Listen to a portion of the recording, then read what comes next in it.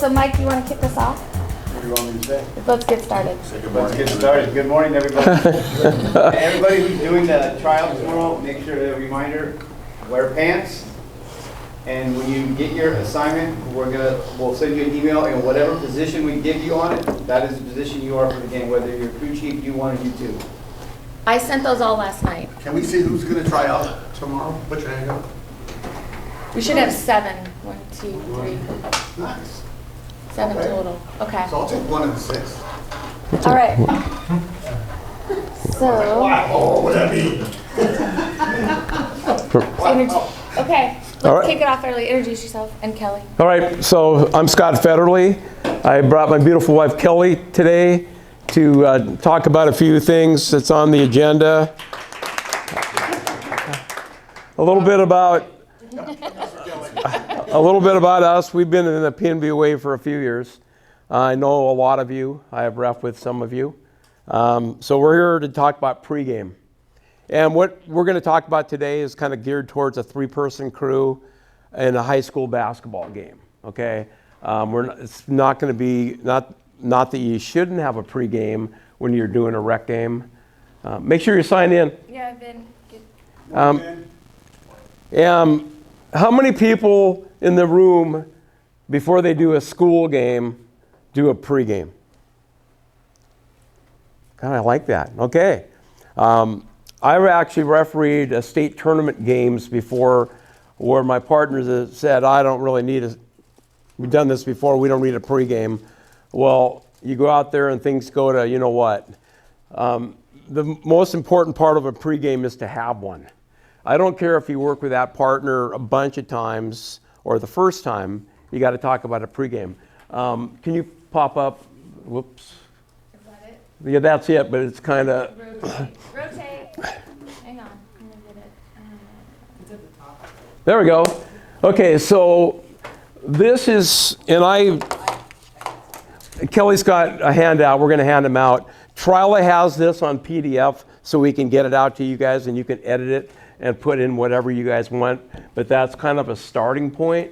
I have had this in my bag when I go referee a basketball game. I don't go through every single point on here, but we're going to go through and we're going to talk about certain things in a pregame. Like last time these two teams played, they had a fight. Maybe a coach is difficult to deal with. All those things that you want to know, you want to have in your back pocket before you walk out on the court. The most important, first of all, I would get something like this, laminate it, have it in your bag, have it at your disposal all the time. And like on this, we've got a second one too. This is a smaller one. It's very, very, very abbreviated, but I would recommend like folding this one in half and then have it laminated also. But this would, it just has something. So we got 2 of them. We're all going to have a piece of paper that looks like this or a bit different. Okay, so I go through and I update mine every year. Somehow it disappeared from my computer, or else I could have sent it out to everyone. I had to do it the way Trial has it on the PC. We had to just do a PDF version of it. But you know, we're going to talk about points of emphasis. Every year before we start a game or before we start a season, we're going to talk about points of emphasis. Any new rule changes, like last year when we were shooting 2 on all free throws. Okay, that's something we want to talk about. I had a kid at the end of the year last year, hey ref, aren't we shooting 1-on-1? It's like, where the hell have you been all year long? So what's 1 or 2 things that we're going to talk about in a pregame? Dave? Communications. Okay. On Just eye contact. And then the one that I've learned on the camp is handing the ball handler off from the trail to the C or okay. vice versa. And how are we going to do that? So every crew's going to do it different, right? Yeah. So some people are going to turn and face you. Some are going to give you a fake count. However you guys decide you're going to do it to make sure we got somebody covering the ball. Okay. The other thing I like to talk about is sometimes in a girls' game and most of the time in a boys' game, we got to worry about basket interference or goaltending. My comment to all my crew is don't be surprised, because if you're not looking for it, if you're not prepared for it, you're going to be surprised. And you're going to be the only people in the gym that didn't see a goaltending or a basket interference. And I'm not going to use the word never. You shouldn't call goaltending from the lead very often, okay? I have had situations in the past where my partners haven't seen that, and it's had to be called from the lead. Last year in a playoff game, I had a guy punch the ball through the net. And I'm standing under the hoop, and the two people I were working with, they were from other associations, so the trust factor was not very high. So I looked up, which we're not supposed to do as a lead, right? But the guy punched the ball out, and I waited about 1, 2, goaltending. Because they didn't see it, they weren't prepared for it, they don't have the goaltending in the associations they work in. If you guys are working any of the stuff that we have, you're going to have rim play. Whether it's a Metro, Kinco, North Puget Sound, whatever conference we're working in this group, we're going to have goaltending or basket interference, and we need to talk about that before the game. We're going to talk about last second shots. Who's got the last second shot? Last second shot, foul or no foul, we need 2 sets of eyes on that play on the outside. Okay, that's another thing I talk about in my pregame. I try to cover everything. You're not going to go through this step by step in a pregame where we'd never get out on the court to do the game, okay? But I look at this before I leave, and I put it in my head, and it all depends on who I'm working with too. If I'm working with somebody for the first time, it's going to be more detailed. If I'm working with somebody I work with a lot, which I work a lot of games with certain people in this organization, we're still having a pregame because we need to talk about something that we might know about this game that we got coming up. So I think the most important thing is to have the pregame, get your mind mentally set to go out and referee the game. So who's got questions on pregames? Who's got some idiosyncrasies that they do in their pregame in a high school game?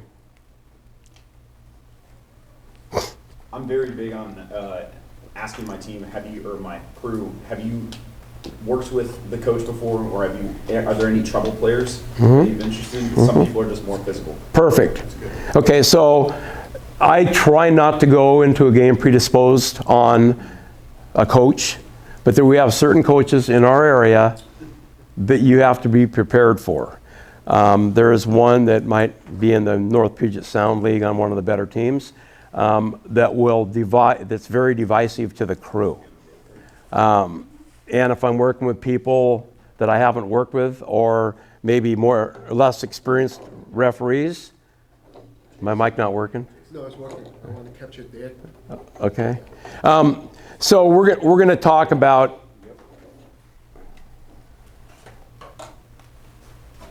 we're going to talk about how we're going to handle such a coach, because he's going to be Scott. I'm going to pick a name. What's Ryan doing out here? You got to help him. You know, we all hear this every time we do a game. We hear you need to help your partner, and then when I come over, when I'm opposite, he's going to say the same thing to Ryan. You got to help Scott. So we need to talk about how we're going to handle the divisive coaches, because if we don't, the game's going to go down the tubes. So you look like you want to say something. Well, maybe.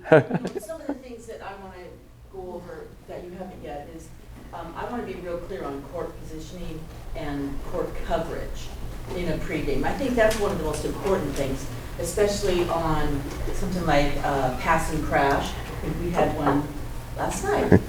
Was that last Thursday. Thursday Yeah. night now. Seemed like yesterday. I'm not exactly sure. Anyway, but it's very important because you just need to know, you know, especially in a two-person game, you guys are even kind of more screwed on some of this stuff because the court coverage is so different between the two. Now, and this is another thing when you're going into a pregame, which, you know, I haven't worked with you before, you've been doing 2-person all the time and now we're doing 3-person. Or me, who was doing 3-person all the time and all of a sudden, hey, now we're gonna do a 2-person game. I mean, the court coverage Could be in is trouble. totally different. And you need to be able to make sure, number one, reminding each other, hey, this is a 2-person game, this is my line and this is my line. Whereas in a 3-person game, this is only my line, I don't have this line. And so you just, those are very, very important things that you need to talk about in a pregame, you know. So one of the other, what's one call we don't want to have in a game ever? Large. Exactly. So we're going to talk about in the pregame, okay, so as a trail or the center, I'm going to be really slow to show, okay? Because if I got this, oh, that's new mechanic this way, and my partner's this, we got a problem. First of all, if you do have a blarge, you got to know how to adjudicate it. I had a situation a few years ago. I was working with our assigner's son that's no longer reffing, not Chris Lindsay, but Brandon. So we were doing an Eastside Catholic game, and I want to say they were playing O'Day. And we had a double whistle, and neither one of us knew that we had a double whistle. So I go to report my charging foul, which I was very demonstrative of out in the middle of God and everybody. And I'm reporting the foul, and I feel somebody right next to me. While I'm reporting my charge, he's reporting his block. It's like, oh, crap. Now what do we do? And oh, by the way, we screwed up the rule, okay? I called my good friend, mentor, Joe Thompson, who's no longer with us the next day, and he goes, well, you effed that all up. And I went and looked in the book, and it's like, oh, crap, we should have counted the basket. So I've learned on that, but I haven't had one since. So those are things we talk about. Okay, as the lead, okay, it's primarily your call, but as a trail and the center, we got to be really slow to show and know whose whistle is blowing. That's something I always talk about. The other thing I talked about, and somebody already mentioned it, what are we going to do to release the ball to the CRT? Those are things we need to talk about. The other main thing we talk about is who's responsible for the last second shot? Opposite the table. Okay, so is there ever a situation where opposite the table doesn't have the best look at the clock? Yeah. Yes. Okay, so that's another thing we're going to talk about. Okay, I'm the lead. Okay, like Juanita is a perfect example. The scoreboards are there, and we're going this way. It's really hard to, as a center or the trail, to look at those boards. Okay, so it might be the lead. That's something we're going to talk about, and those are rare situations. But I want to be prepared for what's going to happen at the end of the game. So those are all things that we need to talk about, and I'm not going to go through the whole list because you guys have that. You can develop your own. You can make it really simple. You can use it one pregame for a crew that you've worked with a lot, and maybe another one that when you haven't worked with those people a lot. But those are the things that you want to talk about. And the most important thing is to have the pregame. You're going to have a pregame even in a rec game. Okay, you're going to probably get there 5 minutes before the game tips off, but you can still have a couple minutes to talk to your partner even in a rec game. So, questions, comments? Okay. So I think Jeff's up next on communication with coaches. I'll spend the next couple days trying to get this into an editable form. Right now it's PDF. But you know, be sweet to me. This is just a guide. Yeah. And then you can edit it, add, I'm going to subtract. back up again in a couple minutes. We'll switch back. Talk about every single thing on here, but no, it really is important to have a pregame. And it's really important to make sure that you're communicating before the game and during the game. Because if you're not communicating before the game, you're going to have a hell of a time on the court.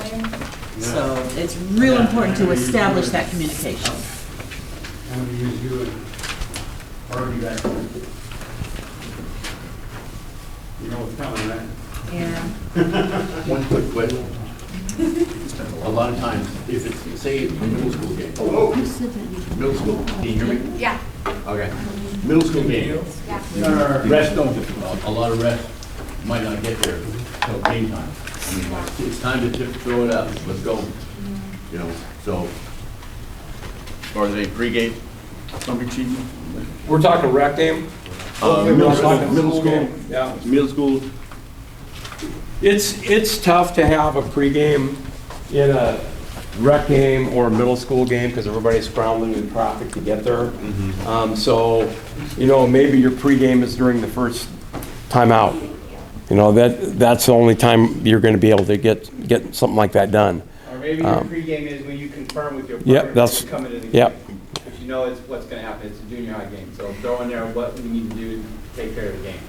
on a phone call, then where you're. Phone call, email, whatever. Yeah. My pregame starts when I see my assignment, I see my partners, I see what school we're at, that's when I start thinking, how are we gonna work this game? Yeah. If I know I have partners that I've worked with. This on your now, pocket. it's important, but if I'm working with Scott and Mike Sidor, for example, we kind of. Wait till later. You'll decide. You'll decide. You know, and if you're finding some time, you know, during the game that you're not communicating, that there's some issue that, you know what, we can talk about this, find a time to talk about it as quickly as you can. You know, when there's a timeout and the teams are at their benches or whatever, that doesn't My mean feet are that you guys dangling. can't get together and figure something out. Yeah, dangle feet. So I'm all for making sure that you guys are on the same page too. So it's real important to keep doing that. All right, good morning, everybody. I've never drank coffee in my entire life, so this is how I am naturally. I usually go to work at 4 a.m. So, yeah. I don't know why they asked the introvert guy to teach this, but I guess that's me. Yeah, exactly. And don't make fun of me, all you younger techs with the AOL.com. I wasn't even going to say that. What is this, 1842?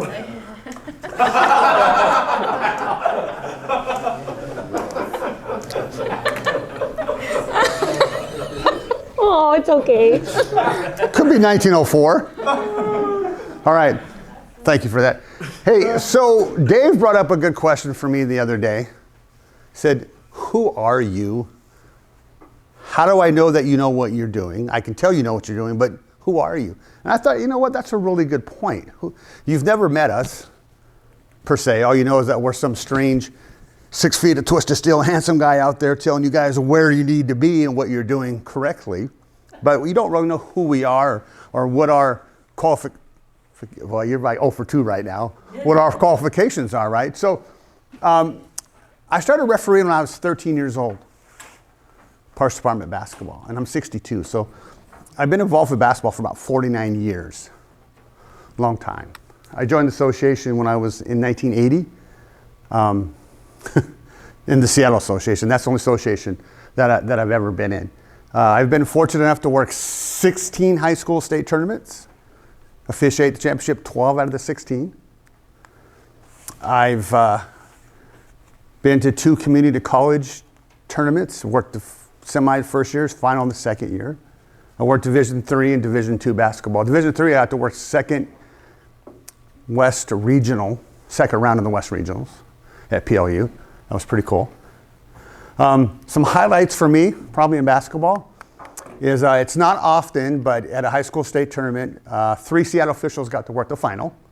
I worked with Stacy Brodzik and Mary Roper and myself, so that was really cool.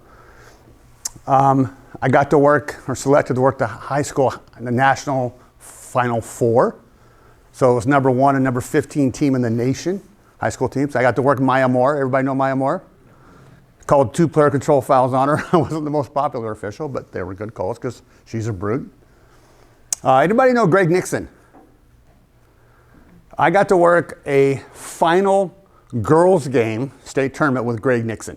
I'm probably the only one that can ever say that because Greg is a men's college guru god. He will probably never ever work, probably hasn't worked a girls basketball game in 20 years, right? Yeah. Some highlights for me, some things that have always kept me going. And another thing is I got voted 2019 to the PNBOA Hall of Fame. So That's a pretty big thing. Yeah, pretty proud of that. Some things that I live by is never forget where you came from. Even though you're working WNBA, you're working college, D1, D2, D3, JUCO, never forget where you came from. Don't be afraid to come back and give back to where you started. Okay?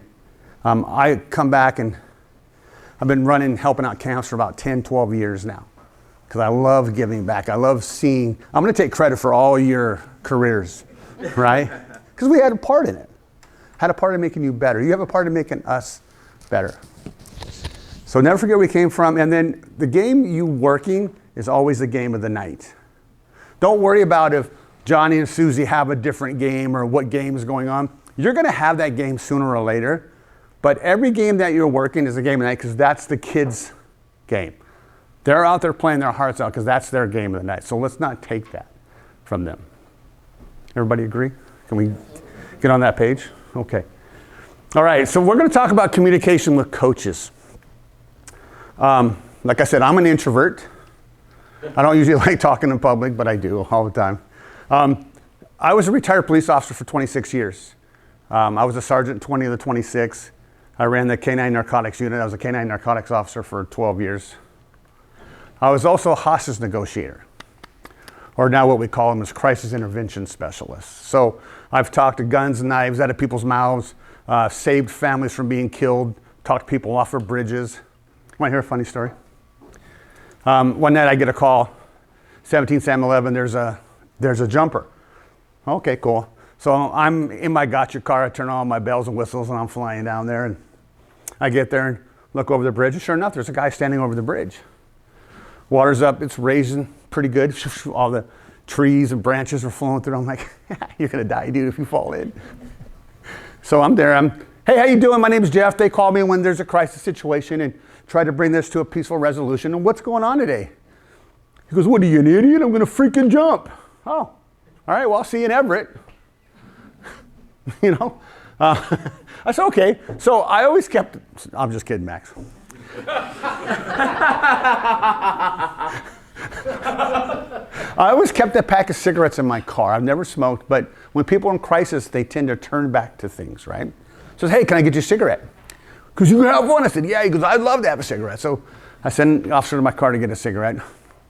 And then stupid me, I go, hey, along with a cigarette, would you like some water or something? He goes, are you freaking stupid? If I want water, I would just jump. So I look at him, I start laughing, he starts laughing, I grabbed his hand, brought him up back over the bridge, problem solved. Right? It's just something small like that. It's that squirrel voodoo, or that verbal judo. Talk people into doing things that they wouldn't normally do. Okay? So, works on coaches, works on players.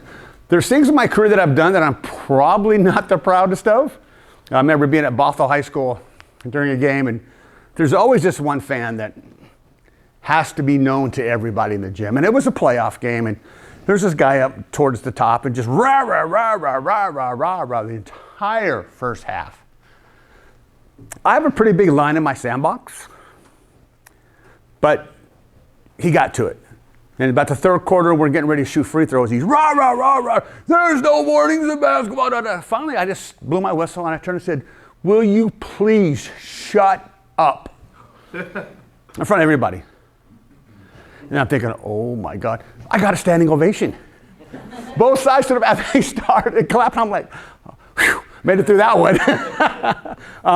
I was working a college game and some guy was sitting there on the bleachers on the side, just same thing, rah, rah, rah, rah, tired game.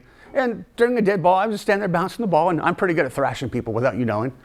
Bouncing the ball, I said, sir, the rules have changed since 1902. Not another word out of him. I've teed a college coach with 2 seconds left on the clock. Because we're standing there shooting a free throw, and he comes down and goes, are you mad at us tonight, Jeff? I'm like, no, coach, I love being here. He goes, I know you love being here, but are you mad at us? I go, no, why? He goes, because you suck tonight. Oh, bam. I don't care. You're not going to talk to me like that, right? Probably got more respect at him than I was going to take care of than just letting it go. 2 seconds, I didn't care. You're not going to talk to me like that, right? All right, so communication. Does it click it? It does. Oh. It's like me, it's slow. They call me Yuf.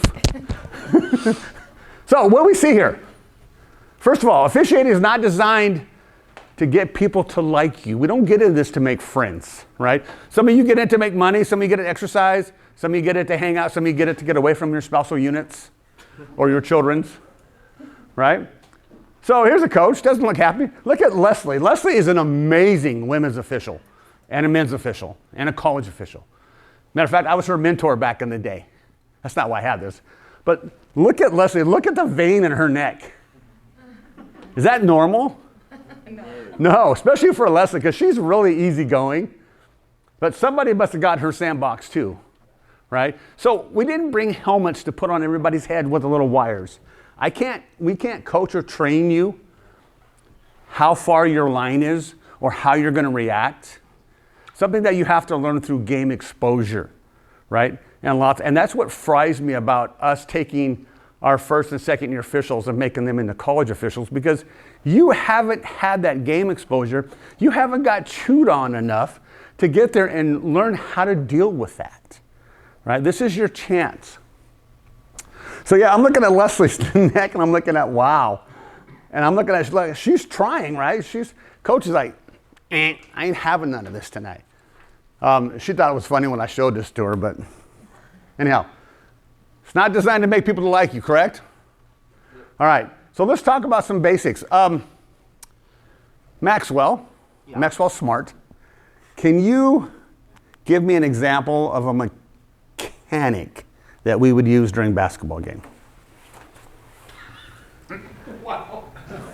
I mean, does everybody agree with that? yeah, you can use it. Does everybody agree with that? Show everybody again. Does everybody agree with that? Is that a mechanic or is that a signal? So we have to understand what the differences are. Who can give me an example of a mechanic? I know you can. Center. What? Say the center's back parallel to the sideline. Okay, that's a mechanic that we use in our three-person, where we position ourselves.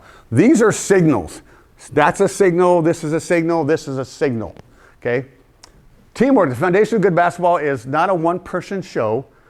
Court coverage, keeping our eye on the ball and beyond, right? Effective coverage, that's a mechanic. That's what we do. That's how we work the basketball game. Communication is the lifeline of officiating among officials is crucial for effective game management and control. Do you agree with that? If we don't talk to each other, how many of you have heard me for the last 4 weeks say you've got to talk to each other, you've got to know what's going on, right? Yeah, you have to know, you have to be able to talk. If you don't hear the words communicate, communicate, communicate, I'm going to tell you again, communicate. You can blow the biggest call in the world, but if you look good doing it and you communicate it well, people are going to go, oh, well, okay, maybe we missed it, or maybe it's a 50-50 thing. If you blow a call and you sloppy and you look like shit, the call's going to be shit. Okay? So communicate. When we're talking to people, slow. Some responses. Coaches are different in their demeanor. Like Scotty said, there are some very difficult coaches in Seattle. They had an ex-O'Day coach that he's going to walk all over you if you allow him to. Tim Kelly at prep, he's going to yell at you. Mike Kelly. Who was the other guy that we were talking about? Ryan Hansen. Yeah, who's the O'Day guy? Who? The O'Day guy we just talked about. Jason Kerr. Yeah, he thinks he knows the rules. Thinks he knows everything, right? But if you don't deal with that or take care of it, they're going to walk all over you. There's two things that I tell you during your games, and what are the two things that I tell you about crew integrity and crew officiating? Remember? Okay, they set the tempo, we set the tone. We don't let coaches call time out to come out and dine on the crew. Not so much. Okay? We don't let coaches or players dine on the crew before they call a timeout. Right? We need to TCB. There was a thread going around about the technical foul on the end line. I think we're going to look at that because I want to revisit that because there were some interesting comments through there, and I want to go back and for us to take a look at it. So if a coach has a statement, Sometimes they just want to vent. They want to get a rise out of their players. They want to get a rise out of their fans. Okay? So it doesn't always warrant a response from us. They're just making a statement. Okay? Don't escalate when you talk to coaches. Some people like to get right up in their face and go, Coach, no. One thing that I do not ever want to see is this. We don't stop sign coaches. Okay? If you came to me and did that, it would be on. Okay? So there's better ways of doing it. We can put our hands down. We can keep our distance. Keep that 6 foot distance. Coach, I hear what you're saying. I understand. We're taking care of it. Okay? None of this. And we don't need to walk up and go beep right in their face because that's intimidating, right? That's aggressive. The more advanced the game gets, the more relaxed we need to get. Okay? Everybody with me so far? You guys pick up what I'm laying down? Okay. If you don't, tell me I'm full of S and I'll stop. Don't bait coaches. I've seen officials intentionally try to get coaches pissed off so they can whack them. Anybody ever seen that? Okay, you will.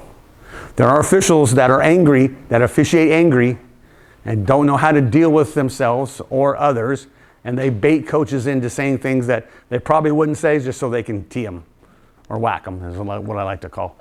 And when we tee people, it's very emotional. I've seen officials sprain their hand, break their fingers.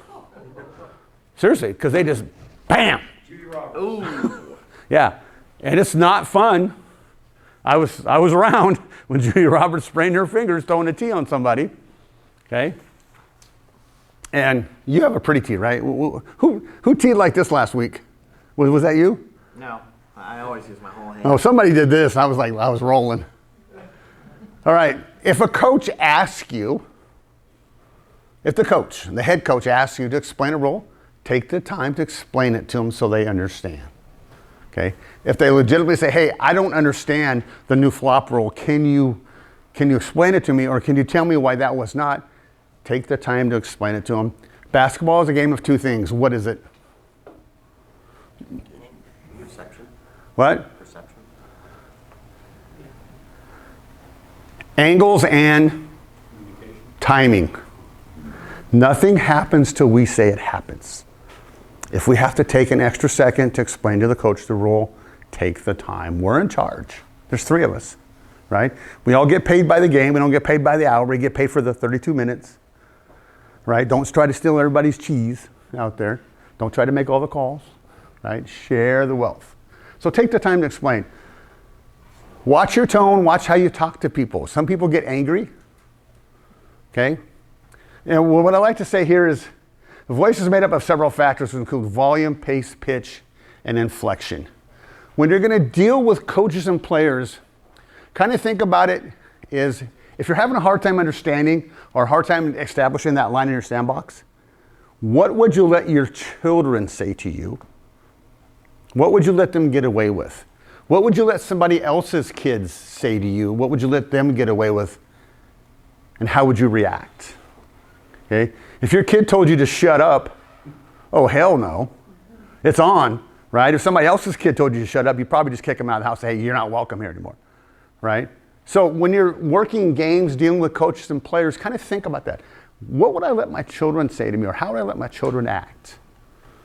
Okay? Hey, Jeff, let me jump Yeah, real quick. yeah. So on the explaining the rule thing, I watched a game here Thursday night on one of the games we were evaluating. One of the officials was explaining every single call. We don't want to do that. Okay, a rule, a quick explanation, and move on. But we don't want to explain everything we're calling out there. Okay, because now our credibility's gone. Okay. And there's a difference between explaining a call and explaining a rule, right? You may invoke a rule maybe one time a year, if that, but calls, well, we will have a lot of. Okay? And a lot of these people like to officiate. So one of the state tournament games I was working with these other 2 female officials, amazing officials, and it was the final, and the Ellensburg coach, big guy, really good, not nice guy, but he was officiating a lot because they let him evidently get away with that over there. So at halftime we talked about it. I said, hey ladies, is anybody besides me getting a feeling that this coach is starting to officiate more than he's coaching? And they said, yeah. I said, well, allow me to deal with it.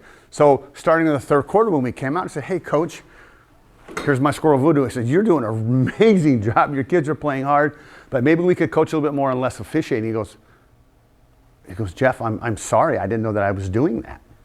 I said, Coach, hey, thank you very much, and I appreciate your willingness to go back to coaching. Never heard a word from him the last half, right? But you have to address those things. And do it like everybody's human, right? Verbal judo is a communication technique that aims to de-escalate problematic situations and avoid conflict. So what I mean by verbal judo, or I call it squirrel voodoo too, is say if you were doing 55 and a 20 and I stopped you, if you get a ticket from me or a technical foul from me, you pretty damn well deserve it because I got a pretty big line in my sandbox. You think so? Yeah. I'm pretty easy going, aren't I? Seems that way. Seems that way? Thanks, Max. You're my favorite. Hey, Shaylin? Sergeant Shelton, police officer, stops you for going 50 and a 20 today. I also saw that your tabs expired. Oh, and by the way, you don't have insurance. I'm sorry. So you're looking at about $1,000 in tickets. But because you've been so nice to me today, I'm just going to write you the $124 for the speed. What do you think about that? Oh, thank you, officer. That's the best news I've had all day. Well, what did I do? I just sold her a ticket that she probably normally wouldn't want to pay, right? You can do that with people, with coaches, with players. You're a big soccer guy. I'm sure you have a lot with coaches, right? Yeah. How do you handle a coach when he's upset? Or she, I'm sorry. Usually you just go next to them and listen a little bit and say what's going on, like what's going on with you, you know, what made you upset, and then you kind of just stand with facing the field, and then as they just talking to you, and it's like, I heard you, coach, I'll watch out for you, and then you walk off. Sometimes it's really good to have big ears, big eyes, and a little mouth. All right? Yeah. Listen to what people say. We don't always have to react, but just hear them. They just want to be acknowledged sometimes. Hey, coach, I hear you. Thank you. We're going to look out for that. One of my pet peeves that drives me nuts during a pregame or meeting with the captains, hey, we're going to work really hard for you tonight.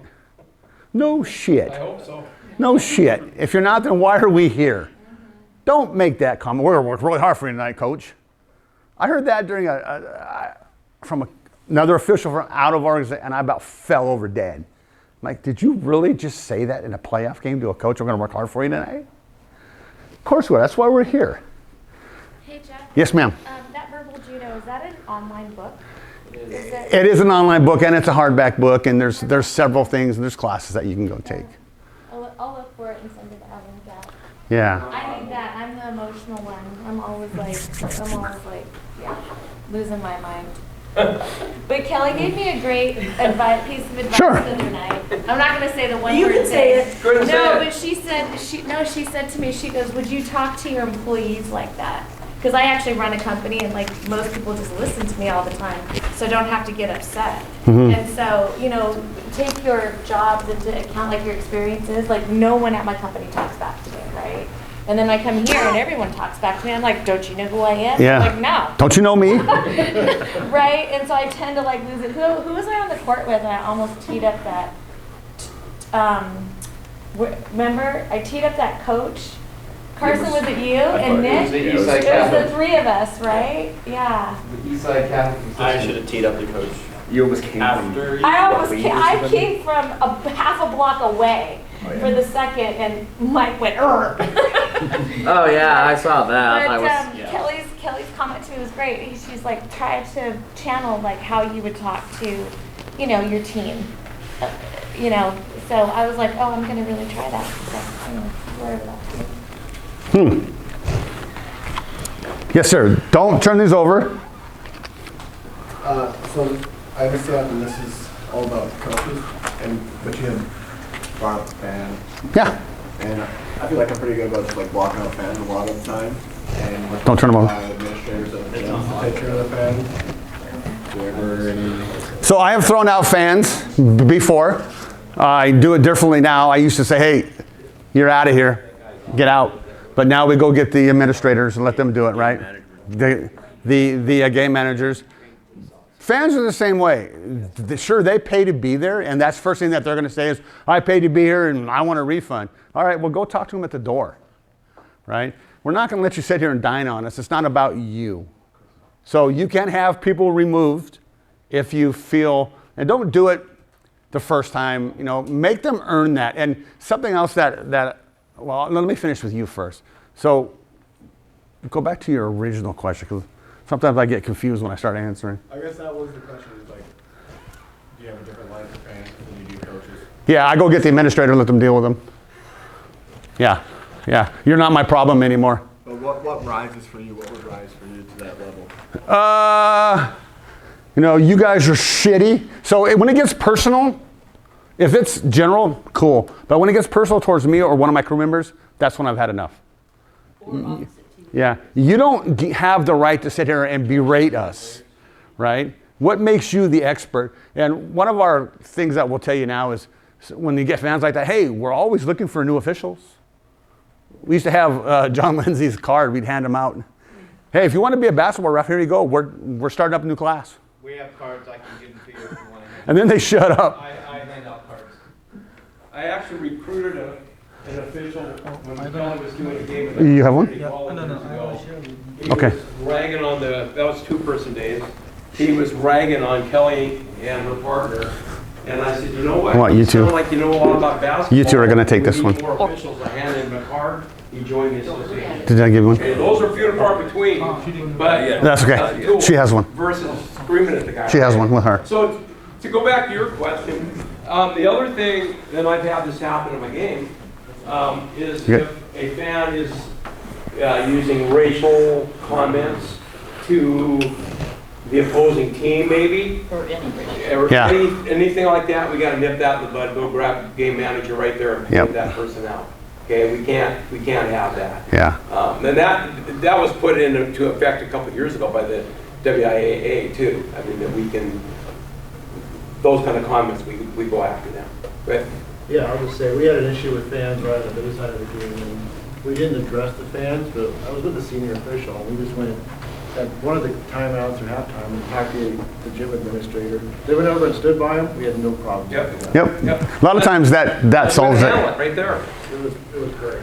BC has been really great about it. We had a girls' game, and it was like literally falling apart. I thought we were in a psychologist's office. Like, we called a foul, and the girls just erupted. I didn't know what was going on. So, but you guys know Katie at the table, and Maya, you recognize the girls. And I just went to her and I said, hey, maybe you should call a game. And she did. I didn't have to do anything. The gym manager, the guy that runs the show, just came and sat down right by the bench, right by them, and it just totally nipped it in the bud. So it was really great. But I always like to get to know the table. I like to do the same schools, because the most important people besides the gym manager is the kids that are at the tail, like Dominic at Nathan Hale, because Nathan Hale's always at Joe. And I've known Dom like for a few years now, and he knows. If I give him a look, he's like, got it. Yeah. And he'll call the gym administrator over. But I think that's like an unspoken little judo trick is know the table people. They're part of your crew. They are. So the other thing is, how many people in here go and find out who the gym manager is before they start a basketball game? Especially. Okay, you don't want to figure it out when you have. Yeah, that's too late. So who's my gym manager tonight before I go down and put my uniform on and come out and ref the game? You gonna be my coach? I think that's really important. Yeah, come on. Because if you know what hits the fan, that's your go-to person. Okay. Yes. On that point, how much are you talking to either coach or your table prior to starting the game? Kind of like a pregame for your. Do you guys address anything with them? I do. So to go to Jeff's point, the table crew is part of my crew. Okay, they're on my team. Most of the time, they're not going to be waving you off and report fouls and stuff like that. We've all had that. But the scorer and timer are part of my crew. Okay, and I have the same thing that I say to both coaches before a game. And one of the most important things you want to do is spend 30 seconds with that coach, 30 seconds with that coach, not any hug and glad handing. Because what's the other coach doing when you're over there talking? If I spend 20 minutes or 35 seconds with him and 2 seconds with this guy, oh, he's already. They're taking notes. Hey, he's not fair. Buddy. Okay, so I've had that because I've been around a long time. Coaches will give me a hug and I try to, Coach, how you doing? Good luck. Boom, get the hell out of there. You have to really, perception, go back to that word again, perception. They are watching you, and I'm really big on this. They watch you when you walk into the gym with your duffel bag over your shoulder or your however you get your equipment to the gym. They're watching you when you walk in the gymnasium, not just when you walk in the door with a uniform on at the 15-minute mark to do your pregame or your pregame. So perception, all those things that you can do every single game. And we're talking high school game, okay? I'm not talking rec games. I don't do rec anymore. You have to have that same approach every game. Professionalism, and the pregame with the captains, going back to his point, we're not going to work hard for you. We don't say we're going to work the black line all the way around. Have a standard pregame. I remember that. Captains, Oh my okay? God. I've heard stuff that I'm just like, oh my God. Yeah. You have maybe 15 seconds with a captain where they're listening to you, that they're maybe even go back and talk to their players and They won't. what you just said to them. If you have this long dissertation, you've lost them. Okay? I want them to know I'm coming to you. I'm coming to you if I have a problem. Are you with me? Oh, yes, sir. I want them to acknowledge what I just told them. Okay? Yeah. Coaches know once you get street cred, like Scotty and I and Kelly, we've got major street cred, right? Because we've been around long enough that when, like Scotty said, when we walked in the gym, first thing the coach goes, oh, we got the big guns tonight. It makes you feel kind of good in a way, like, oh, okay, but then you go, oh, let's get back to normal. What do they want? Or when they look, oh, hey, Jeff, is this the only game of the night or what? Man, just glad to see you guys. They will play the game with you. College coaches are worse. When you get up to the D3, D2 level, I had a coach get so mad one day, hit 6 fouls and out of my own gym, Jeff, and did this up at Western. She stomped her foot, heel broke, heel went rolling out on the floor.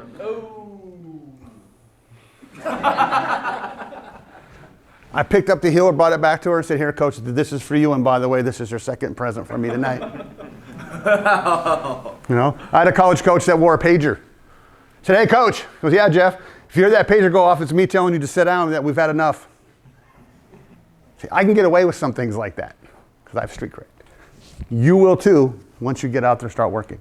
All right, so let's practice some of this stuff. Let me say something quick. So, yes, sir. As far as the racial stuff, everybody needs to know that the WIAA actually has a procedure for the racial stuff during the game. And you do soccer, so you know. So that means we stop the game, send the teams to their benches, bring the coaches together, identify the person who did it, and have game management deal with them.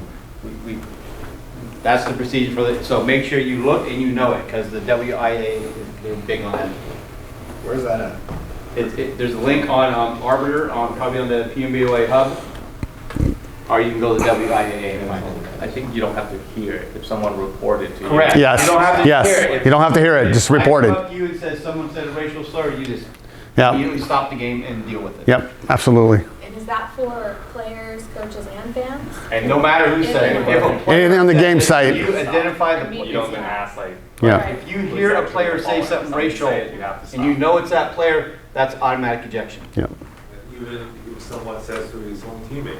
Yeah. Yeah, but if you don't know who the player is, you still stop the game and do the procedure Yeah. for that.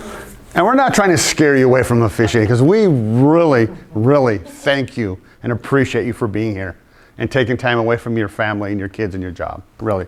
But we want to keep you safe. Absolutely. Okay? All right.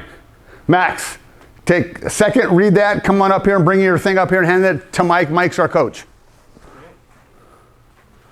And he's gonna be the coach, and I want you to address this. Okay. Go Max, ahead. you're losing control of the game. All right, Coach. Yeah, I don't think I've lost control yet. Yes. Yes. Okay, you were fine until you put the yes in there. Guys, he's joking with the coach, trying to Give him some dap. Yeah, but you know what? And if that's Max's humor and it works for him, peace. He's gonna have to explain it. Hey, Max, when is yet? Because you've already lost it. At what point do you lose control of the game then? I don't. Okay, so would anybody else say anything different? Say what? Go ahead and say it again, Mike. You're losing control of the game. So probably ask for specifics, like coach, what do you see? Okay, perfect. All right, good job, Max. All right, next. Yes. You ignore that? Yeah, I probably would have ignored it until I heard it again. Yeah. Because I don't lose control of shit. I'm the boss. I'm in charge.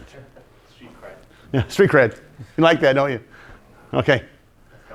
If you had one more eye, you'd be a cyclops. Ooh. That's a bit personal. Yeah. I'll keep it to yourself. I call what I see. That's all I can tell you. You can't see it. You got one eye. Ooh. Oh, there you go. That's a lot. That's the last one. That's personal. I don't take that. You're pretty Okay. generous official. Yeah. So. I don't see how. Okay, so. I'm just saying. Okay, so that's good. So you said, here's your warning. What kind of warning is that?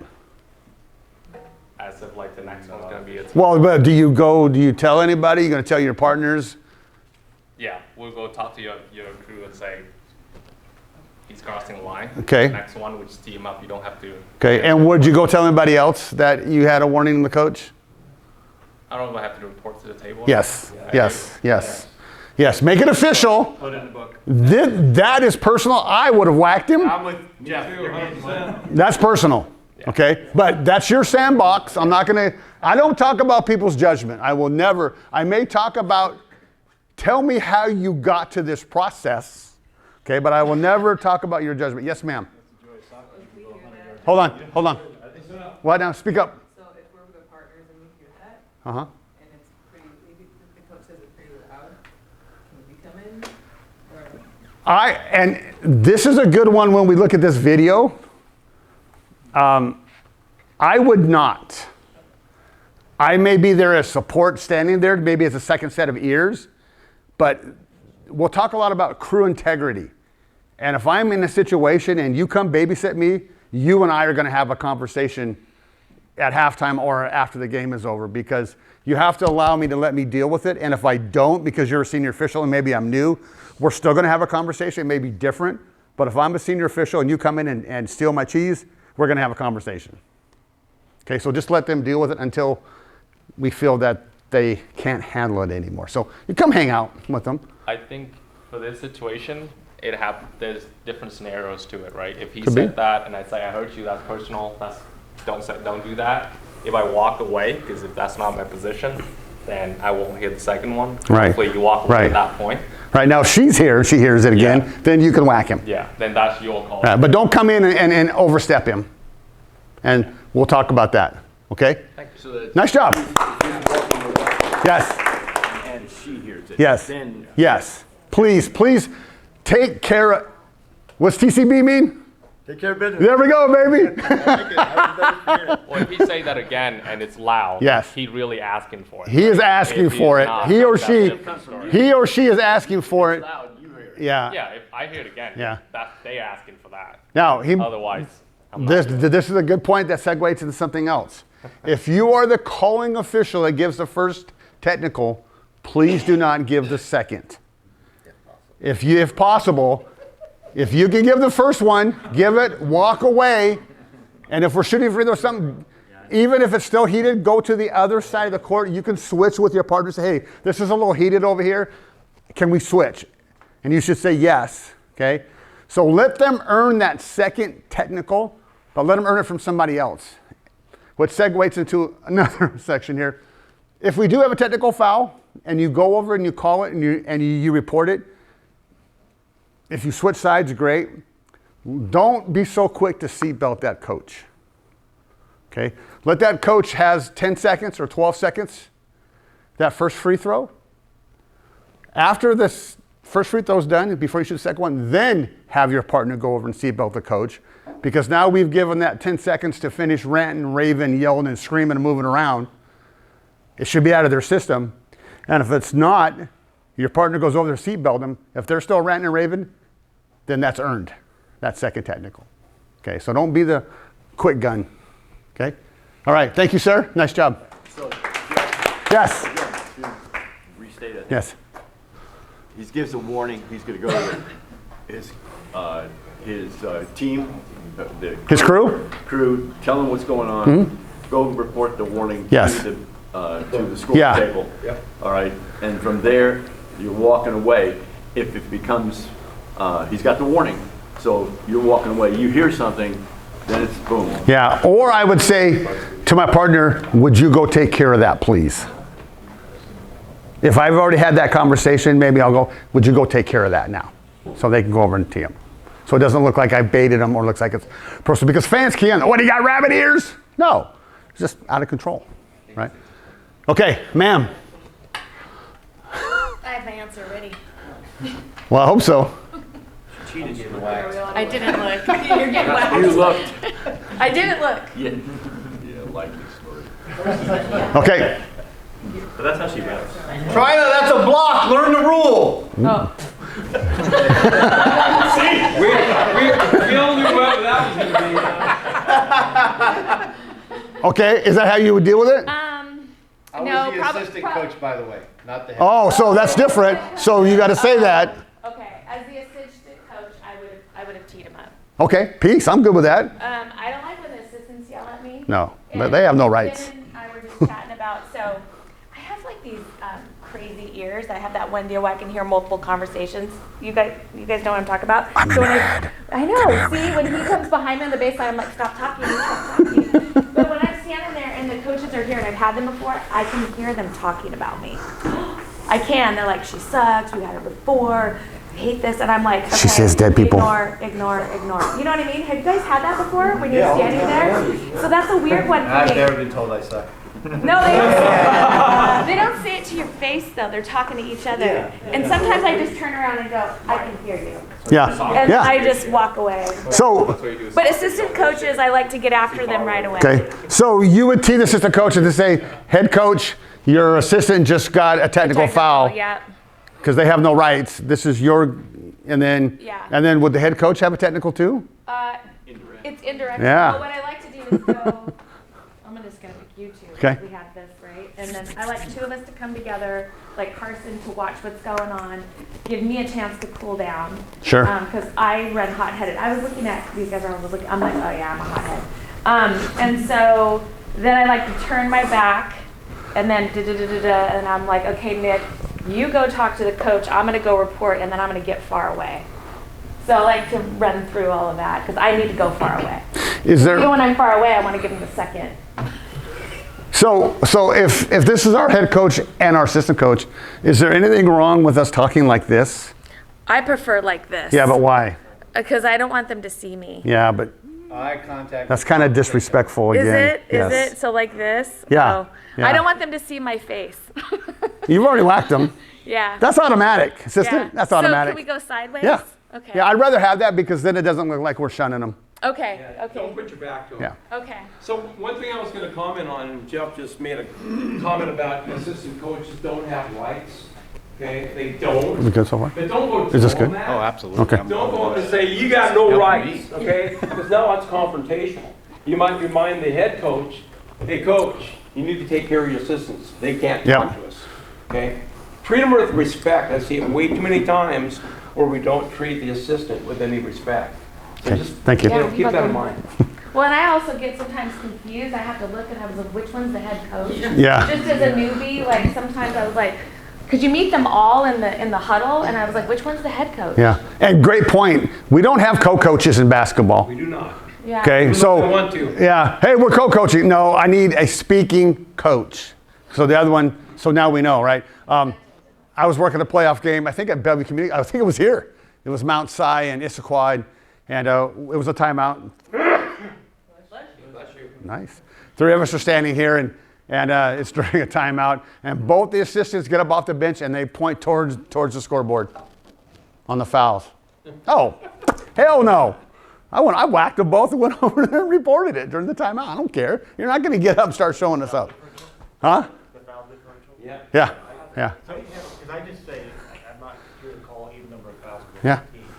So, It is what it Jeff, is. when you deal with coaches, That's a good one. do you like to go call them by their first name or just call everybody coach? Everybody's coach. Okay. Because I don't know if you ever heard the Stacy Brodzik story about Greg Tamaki. It's funnier than shit. I can probably tell you. So Stacy was working at Greg. I don't know if you know Greg Tamaki. He's an Asian official. Really, really good. And Stacy was somebody else. And the coach is like, Stacy, what's that guy's name down there? And Stacy looks at the coach and she goes, why so? And coach goes, okay, thank you.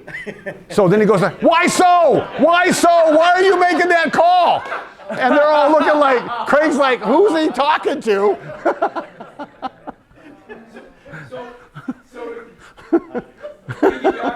Next time I see him.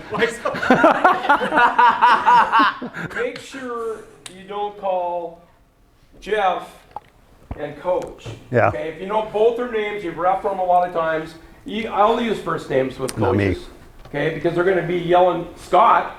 Okay, but if I don't know this coach, it's coach and coach. Yeah. That's really important. Okay, that goes back to the 5 seconds with this coach and a Yep. minute and a half with this coach. That's true. They're watching everything Yeah. you're doing. See, I standardize everything. I try to have standardized work for everything that I do. Coach. Not Bill and Bob. That's just me. He does it differently, but we're going to get the same effect. Okay? All right, come on up. And the coaches, just in the pregame, again, you don't allow the assistant coach to come up with that, just the head coach. Pre-game, I don't care what he says. Pre-game, I'm cool because sometimes they're still learning too. But once the ball goes up, the different rules. You can talk to me before the game. I'm cool with that. Okay, come on up. What do you got?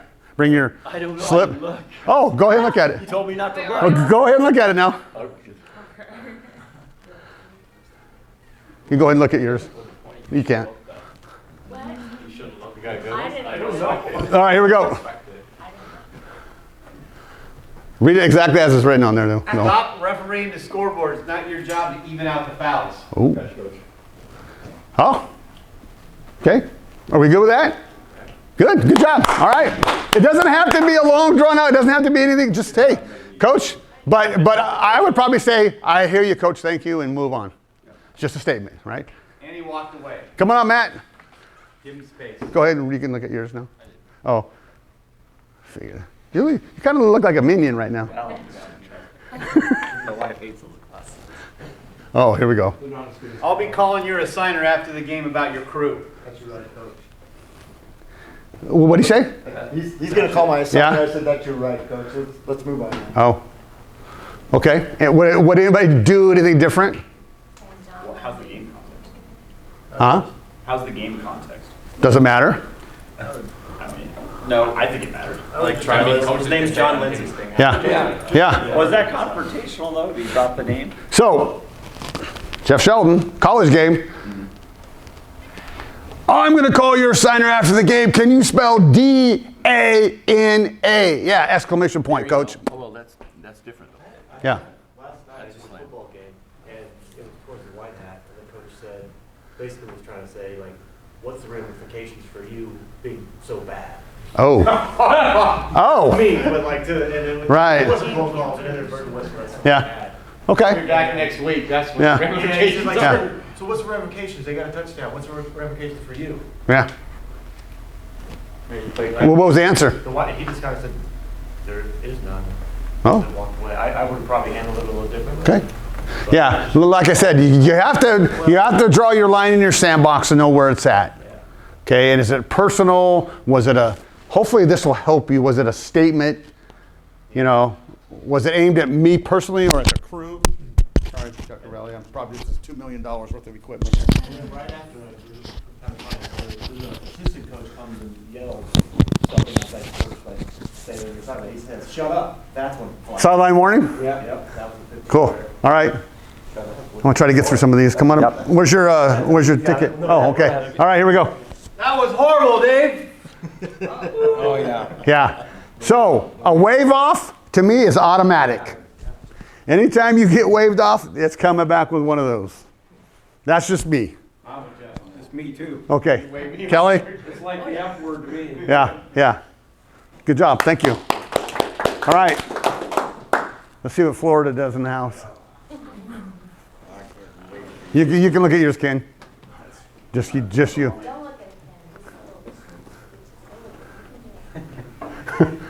I can't believe it's 6 fouls to 0 at my home gym. Are you missing any, Coach? Yes. You're missing them all. Oh, Coach, what are you seeing that we're not? Or, Coach, hey, we're refereeing the game is to the best of our, just something. So that's good. That's good. All right, good job. Ken?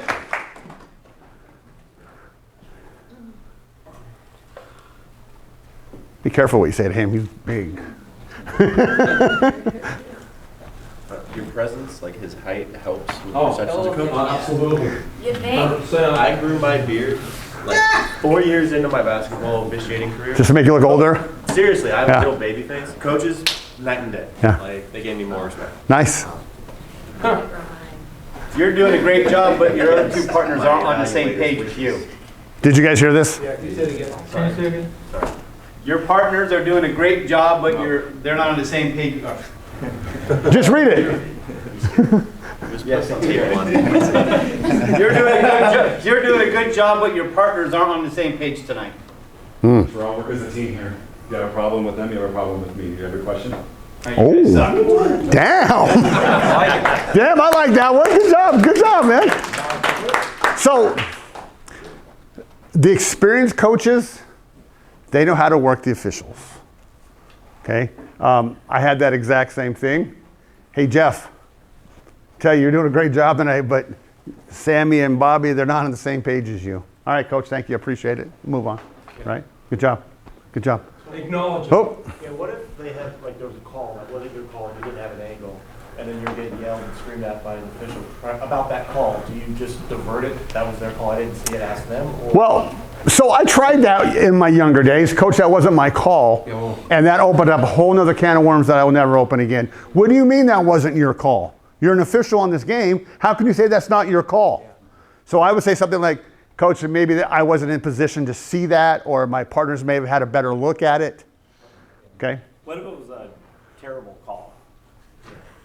Well, then I'm running to the other end of the floor. I'm already at the other end. We just say it's the same thing. Yeah, I would say, Coach, I hear you. At the next dead ball, grab his or her attention and let them explain it. You have to let people live or die with what they call or don't call. It's not our job to babysit and bail everybody out. In that follow-up on Jeff's point, so if I'm roughing with Jeff, I'll say, Coach, Jeff will rotate over here pretty quick and he can explain it. Yep. Then I'm out. Yep. I'm not going to... I'm out in a hurry. I've never agreed that it's a bad call. Never. No. I've heard that so many times. Well, I don't know what the hell Scott's calling there. I never said that about you. Somebody just threw me under the bus. Good call, Scott. We have officials that do that. I've never said that about you. Well, you haven't. I was fun to work with. All right. Where were we at? I mean, personally, I know for me that... To the right, to the left. Follow the lights. Come on up. Talking crap about my partners behind their back, that's a line for me. Okay. Yes, good for you. We don't do that. We don't do that. Not so much. And in the words of Manuel Fernandez, Coach, we're not having this tonight. Yeah,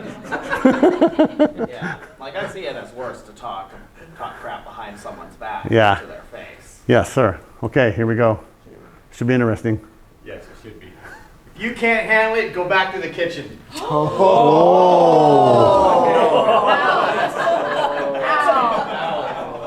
Okay. So, are you okay? You need CPR? No, I'm fine. The reason I put that in there, and it's not to be derogatory towards anybody, we have amazing women's officials. Unfortunately, society is not ready for them to work men's basketball games. So you will be susceptible to more comments like that. Just want you to be ready for them, and you did the right thing. If he said that, yeah, that's automatic. He may even be starting the bus right now. Well, with her, I was starting the bus. Yes.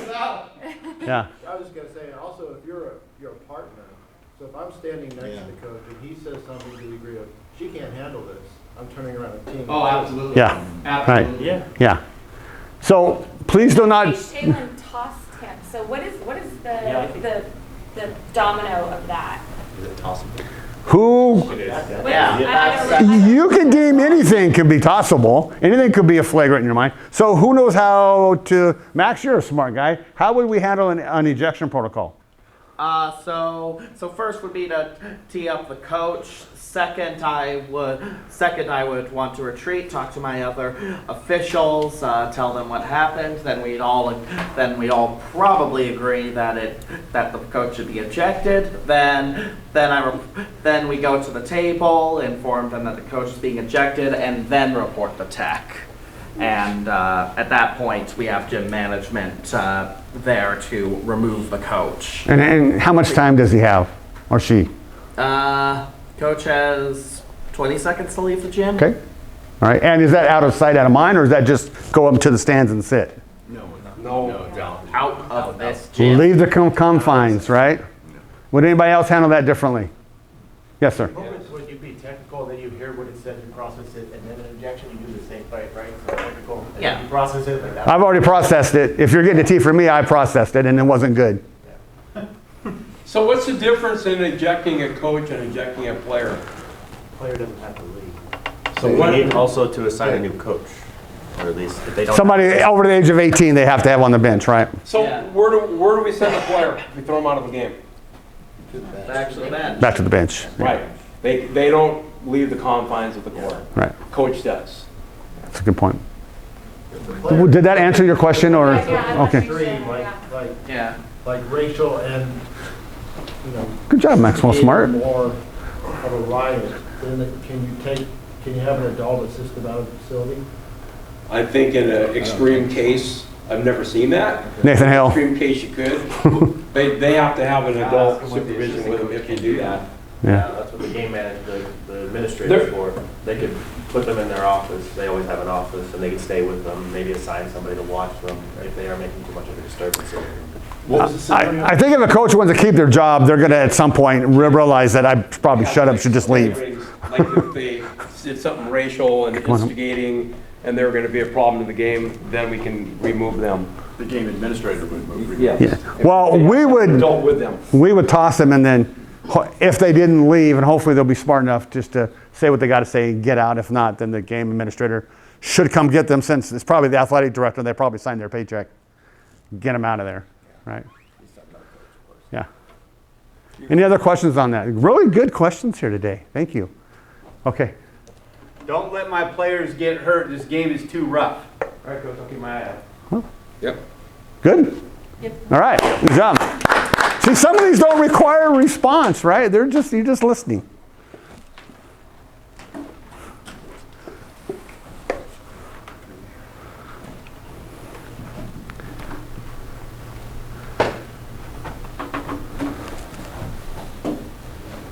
Ref, did you have a good angle on that call? Yes. Did you see? Yeah. Can you let me finish my question? Did you see the whole play? Not coach. You're done. Yeah, I did, coach, thanks. Oh, okay, good. Yeah, Walking away part is best. I probably would have answered him, yes, coach, I saw the whole play, thank you, and then turn. Yeah, I'm not going to turn and walk and talk. I'm just going to say, yes, coach, thank you. I did have a great angle on that. Remember, basketball's a game of angles. Yours is probably a little bit different than mine. Okay? I would have said that. Still sucked. No. Peace. I like the idea that you faced him. Yeah. And direct and Yes. and got it a comment on it instead of turning your back immediately. Yeah. That shows disrespect. Yes. Coaches just want to be heard. And they want to know that you hear them. So by me saying, thank you, coach, I've got it, or I understand what you're saying.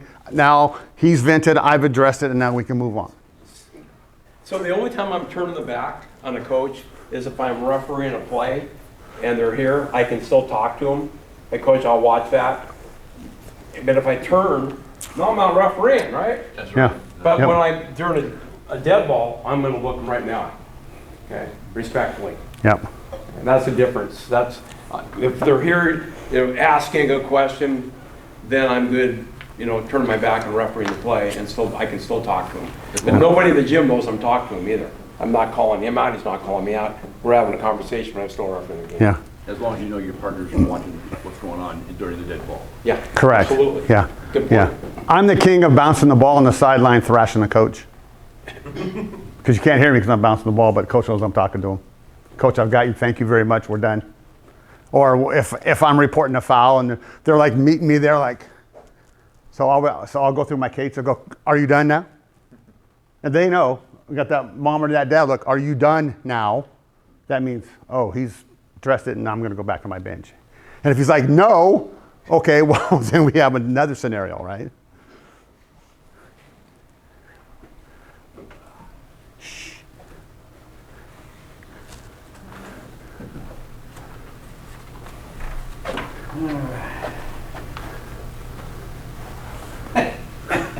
Oh, geez. That's a good one. At you, Ref. You're killing me. I didn't know the JV crew was staying for the game. Oh. Heard that before. What would you do? Why? It's against my character. Okay.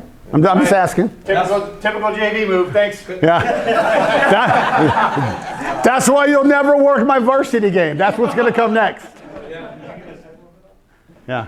Okay. So these are comments. I try to use stuff that you're going to hear, and you're all doing it for the first time. You're doing an amazing job. So thank you. Scott, did you have I something? was going to say that was personal, so that Yeah. was easy. Yeah. If a coach ever called John and says not to send that ref to that gym, I guarantee you, you're going back. Yeah. Probably the next game. Probably the next week. So he gave the technical. Yeah. He's walking away. Yeah. Right? He teed him. If he comes on with another one, Yeah, what happened? partner. Yeah. Give him a second or two. Let him vent after the first one. Right? Like I was telling about. Let them earn that. And if he came back out, then another partner needs to give him the second one. You never, well, okay. Rarely do you want Yes. to be the guy or gal given 2 technicals. The quick trigger. Okay, I saw an official back when we used to give 3 technicals for an ejection back in the dark ages. I saw a referee Back give when? 18 the something? coach, boom, boom, boom. Ouch. Actually, watching a playoff game, one of our Ouch. PNBOA guys ejected the coach on 3 technicals as fast as he could do that. And it looked horrible. Yes. Okay, it just looked horrible. And it was a great learning lesson for myself because I never did that. Yeah. If I was a crew chief, I probably would have intervened and said, do we really need to give 3? Yeah, no time, man. It was Yeah. rapid fire. I'm just like, oh my God. Yeah. And don't forget, you can eject a coach on 1 technical. Yes, you can. You don't need to give him 2 or 3. You can do it on 1. Ejected me on 1. Oh, yeah. And we don't have to give them a warning. Yeah. Okay? That's because she doesn't have a Warning kitchen. is a tool. It's a courtesy and it's a tool. It is a courtesy. All right. Yes. So on the one that was a warranted ejection Uh-huh. on 1, is that 2 shots or 4 shots? 2. 2. It's just 1 technical. It's 1 technical. Go start the van, pal. We'll meet you at Starbucks. Whoa, what's going on here? Gruesome twosome. I thought they sent the hit squad after me or something. Can we ask a question real quick? Yes. So, But in the case where one official calls a technical and then the other one comes over and later calls another one. That's 4. shots. Yeah, 4 that's shots. 2 separate technicals. Good question. Good thinking process. Oh, geez. Okay, this is a crew? Yeah. Okay. If you're going to call it on their end, call it on ours too. I'm sorry, could you say it? I couldn't hear. If you're going to call it on their end, call it on ours too. Just be fair, refs. Yeah, I think about it with my crew. You'll think about it? Yeah. You'll think about How it. if you just do it? How about you'll talk about it with your crew? Yeah, I think about it. With my Got crew. it. Okay. Good job. Good job. All right. What do we got? Oh, no. No, it's HR. It's going to be really a long, drawn-out process here.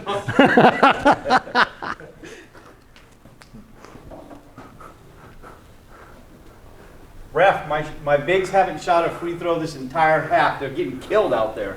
I understand your perspective. Do you have a question? Ooh. I like that. My bigs are getting killed. Is that a question?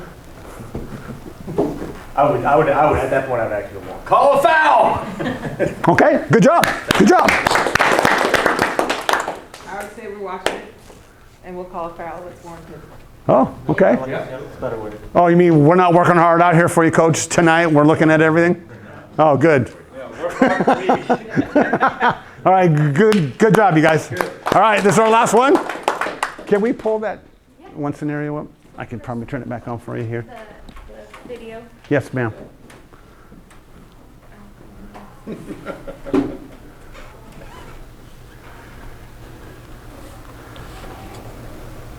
You ready? Yeah. Okay, that you done. Okay, calling a timeout. Timeout. Timeout. Coach, what about that call you just missed out Coach there? or ref, yeah. What was it? The call you just missed. Oh, I didn't see it, so Obviously. You're not watching the game. I'll go talk to my crew about it.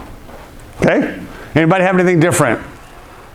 What did I talk about when we first started this? They call timeout to chew you. They call timeout to come out and chew on your ass. Yeah. You only got about 1.5 pounds back there, bro. You kind of want to walk away with it, not with 0.5 pound, right? So we don't let people call timeout to come out dying on us. Now, how would somebody handle that if that were to happen? How would you handle this? I don't know. I'd probably just let it go, honestly. But Okay. So I don't know is a good answer because you're learning. Who has an answer for this? Nick? Say, I got you, coach. Focus on the team at a timeout, and it keeps going the way. Okay, Maxwell? Yeah, for me, initially what I'm doing is already I'm automatically retreating because I need to report the timeout to the table. And if he is going after me immediately after calling timeout, I'm just being like, full or 30, coach, full or 30. But you've already reported, so what did you report? No, I mean, if he keeps going at me immediately after, Okay. before I report, Okay. then I just don't respond with anything but full or 30, coach. Okay. And if he keeps going like that, then eventually he gets whacked. Okay, anybody have anything different? I always feel like I try to report the timeout pretty far away from both of the benches. Like, Okay, in the middle? yeah, in the middle and kind of far away. So when I go, white, coach, 30 or full, and then I just get away. So they actually have to come way out to come get me. And I'm like, hey, coach, you need to give me your box. It's a timeout. You have an issue with dealing with it at dead ball. Okay, this is the one I want to talk. This one Scott will talk about. One more comment. We'll talk about the on technical foul one. One more comment on trial list. Okay, so she's away from the. I thought this was the She's one. going No. to report the timeout. It's the college game with the T with the coaches walking down to the end line. To get me, Sorry. everybody No, it's saw okay. that. It was okay? Mike's. And if Mike I whack them, Sato? Yeah, I'm Mike not Sato. in the huddle baiting them. That's really important, okay? Perception. sorry, guys, but Jeff said we shouldn't allow coach to call the timeout to flung us. So Well- do we also tell them, convey that to them, like So- I don't like that or something? Back to his first point, we all have a line in the sandbox, our tolerance level, okay? I'm not gonna let a coach call a timeout and come stomping out after me, okay? 'Cause I'm probably gonna whack him. Or the crew. Or the crew, yeah, I'm probably gonna whack him. Because he took the timeout specifically to come out and get me, okay? And again, I'm standing far enough away Yeah. where everybody's seeing what happened. Yeah. So for me, if you get a technical foul for me, you pretty damn well deserve it, right? So if the coach is going to come out to me, coach, you've called a timeout. This is your time to talk to your team, not time to talk to me. I'll get you at the next dead ball. Yep. And let's go ahead and go back to your bench. Now it's on him. Okay? He knows where my line is. Now it's on him. Yes, sir. I had two scenarios come up in the games that I wanted to discuss because you mentioned the WIA, like racial and Yeah, sure. language rules. One was the player got upset, the black player, and he yelled at me, "All right, I know you only care about white folks." Uh-oh. Okay. Oh. Now, Okay. I understand the tension. Sure. I understand his frustration. Sure. So at the next dead ball, I told the coach I didn't tee him up because I felt like that would have just escalated it. Okay. But for something like that, would that stop the game? No. I didn't think so. I think you handled it the right way. Yeah. And then the other scenario was, But I think I would have stopped it either, depends what was going on. If there was nothing transpiring score, I think I would have stopped it right there and went and talked to the coach. Yep. Said, hey, either you deal with this or I will deal with it. And I prefer you to deal with it, whether you pull them out or what. But this needs to stop now. Most coaches, they don't want that. They don't want that on their heads, so they'll take care of it. Yeah, it depends on the relationship you have with the coach. Yeah. So if I went over and said, hey, Joe, you need to take 23 out, okay?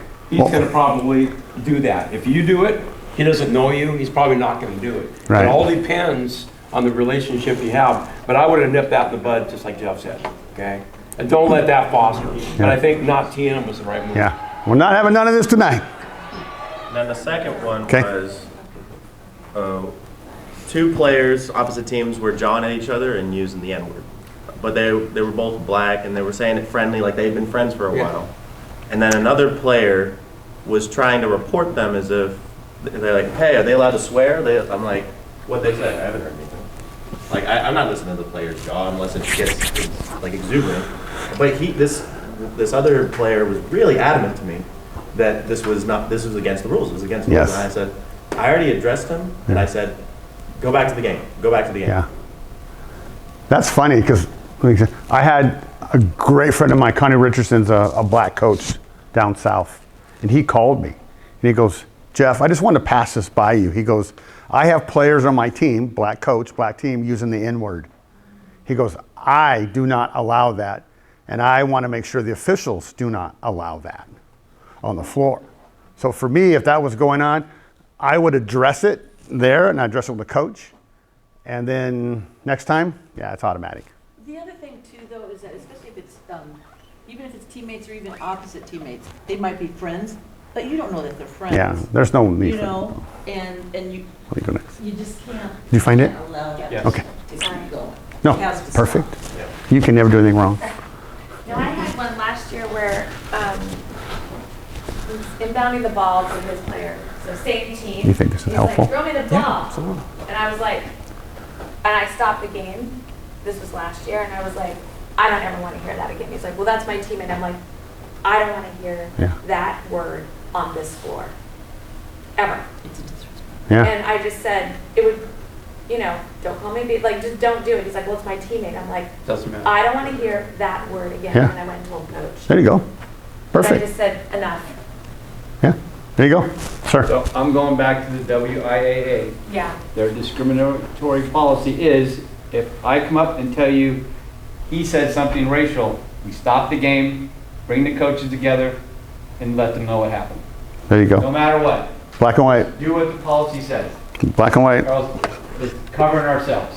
Because if you don't follow the policy and something comes up, John's going to be saying, what's wrong with you? Why are you not following the policy? That goes in as a warning immediately? No, don't go in as a warning. No. Mm. It's an automatic deal with it. It's a procedure issue. It's a procedure thing. It's an automatic technical. It's not automatic technical. There's no such thing as an automatic No. anything. It's just a procedure we follow now with the new WIA guidelines. And that is to stop the game. Stop the game, report it, separate the teams, send them to their benches, bring the coaches together, let them know what happened, and they deal with it. You could go to the scorebook and have them put those two numbers in the book. Yeah. So when you're done, because you'll forget, I'll forget by the time game's over. At least you'll have that information. The quarter, the time, and the two people involved. There's never such thing as too much information when it comes to that stuff. It's about covering ourselves out there. And that goes also to the assigner at the end of the game. And we have the HR lady in the back that has a question. So if it happens again? Like after you've addressed it and it happens again. Coaches, then you keep doing the same thing over and over. The only time you will have a technical foul or an ejection if I actually hear someone and I know for 100% sure they said something. Then it's an automatic ejection.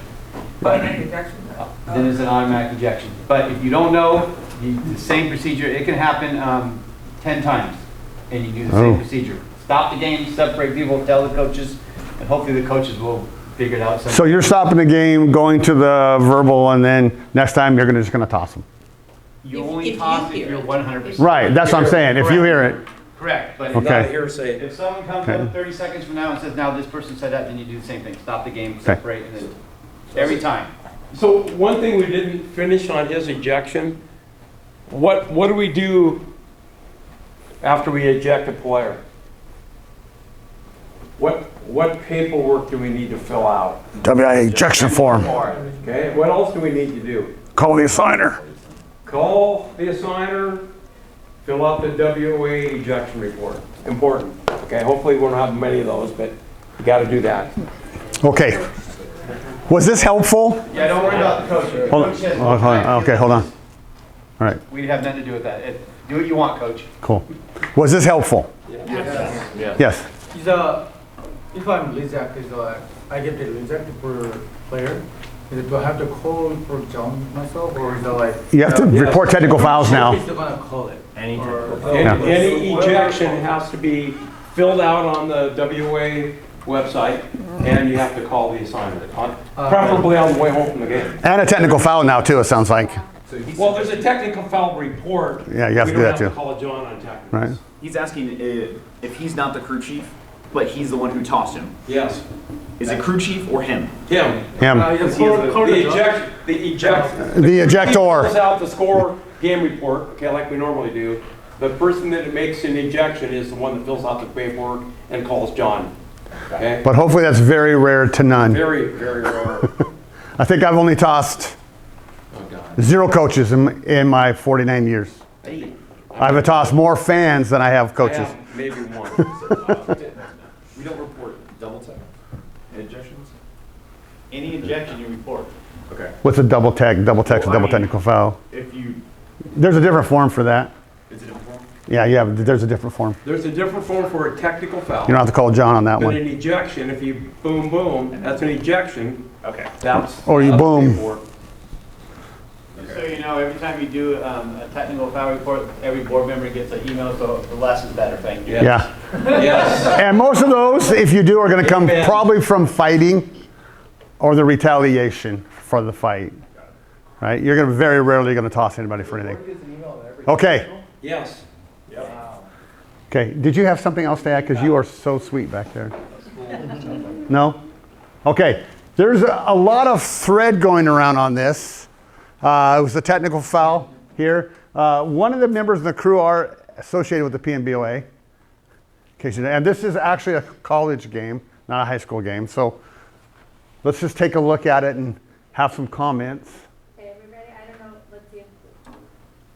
Oh, wait. Let me work on it. No, that's where it starts.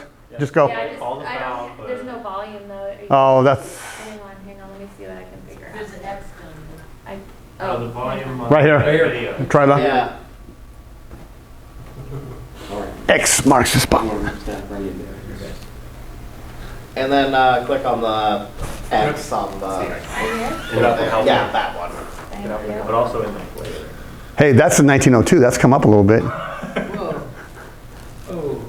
Okay, maybe we can go back and, can we go back just a second? All right. So let's watch. So the new trail's coming up the floor. Okay. And then, go ahead. And then there's a player control foul. That's college, so that's a little bit different, right? Helping her up. And then here comes the head coach. She's talking. She said something to him. We don't have the volume. He's following, and then here comes the assistant, Lurch, right behind her, him. And she's talking, and then here comes the official, the C, starts whacking people. I think that's Sun guy. That's Sun. We got 1, 2, 3. So, now we have a lot of people with backs turned. I don't know where the other official's at. Right there. 1, 2, 3. Right there. Oh yeah, here's the other one. And that's a she, by the way. Yeah. So, yeah, can we go back about just a couple frames? So there's a conversation going on the end line, right? Here's the C. There's the T getting the ball. Okay, go ahead. Just go a little bit. Yeah, right there. So stop. Over just a little bit. The other way. Other way. Right there. No, that's repeat. I don't know why it's like not. That's okay. We don't need it. You can't hear much. Yeah, well, we're good. So here we go. So they're having a conversation, probably a little bit heated one, but we don't know what's being said. Oh, I see it. Yeah. Yeah, so we don't know what's being said, but this is a college game. But still, okay, there's a conversation going on. This I don't like either. But here comes the C came in and administered and whacked whatever happened. We don't know. We would assume it's for being out of the box. Here's the windup. From back here. Yeah. From here. So somebody give me their take on this.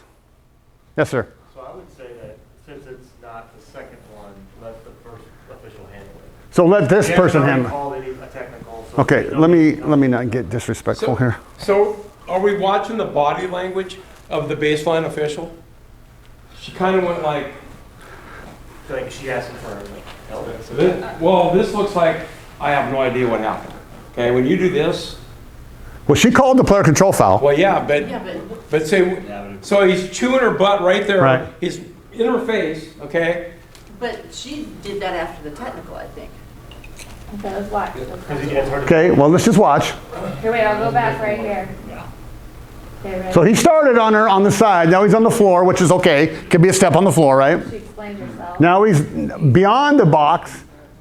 The assistant, I don't know if he's trying to save him or what. Okay, so it should have been the lead's call at the technical. I agree 99.9% with you. I can never be 100% on anything. 100%. Okay. What else do you see? Well, you just mentioned that the assistant coach came out, but I guess I'm being optimistic. No, that's fine. In saying that the assistant may have been telling the head coach, get off the floor. Okay, peace. I'm good with that. And if I think the assistant's actively trying to restrain the head coach, peace. I'm good with that. Get him out. Okay? So I don't think it matters what call happened here. I think everything that matters happens back here. Right? Yes, ma'am. No, I'm listening. I'm here to learn. I mean, well, to me, it seems like she might not have really, she might have thought she watched that call and. She might have checked out? Yeah, literally. Well, she's talking. She's trying to explain whatever. That's what I'm saying. I can it's my Sure. This is what happened. But in this instance, we don't hear right the there, words, boom. but he's on the court. She's kind of like, she might be so frazzled. And so I'm glad that he came in and called that. You're not supposed to get in my partner's face like that. On the inline, I think it's warranted. So I'm going to second to that. So I think it's always a lot happen, right? So I think the first thing I think we can sort of agree is the lead could have handled it better, right? She could have told the coach to, she could have drawn the line, right, before he Okay. went, right? So if that is what we agree on, then I do think, for me, what the C official did is justified because he needs to draw the line for the league, right? So, or for the game. So that's kind of how I saw this. Okay. Maybe it comes down to how well those two people know each other. That's Remember, we don't get officiated to make friends. She could have also walked the coach back to the bench. And then, if then come back to where she was.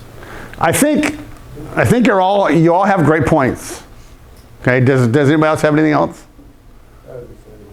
What's that? She comes in and tells the coach back in the box and then talks to the lead and say, look, if he says one more thing, I think we should team. I don't know if I'd say that. Talking to the lead officials. Okay.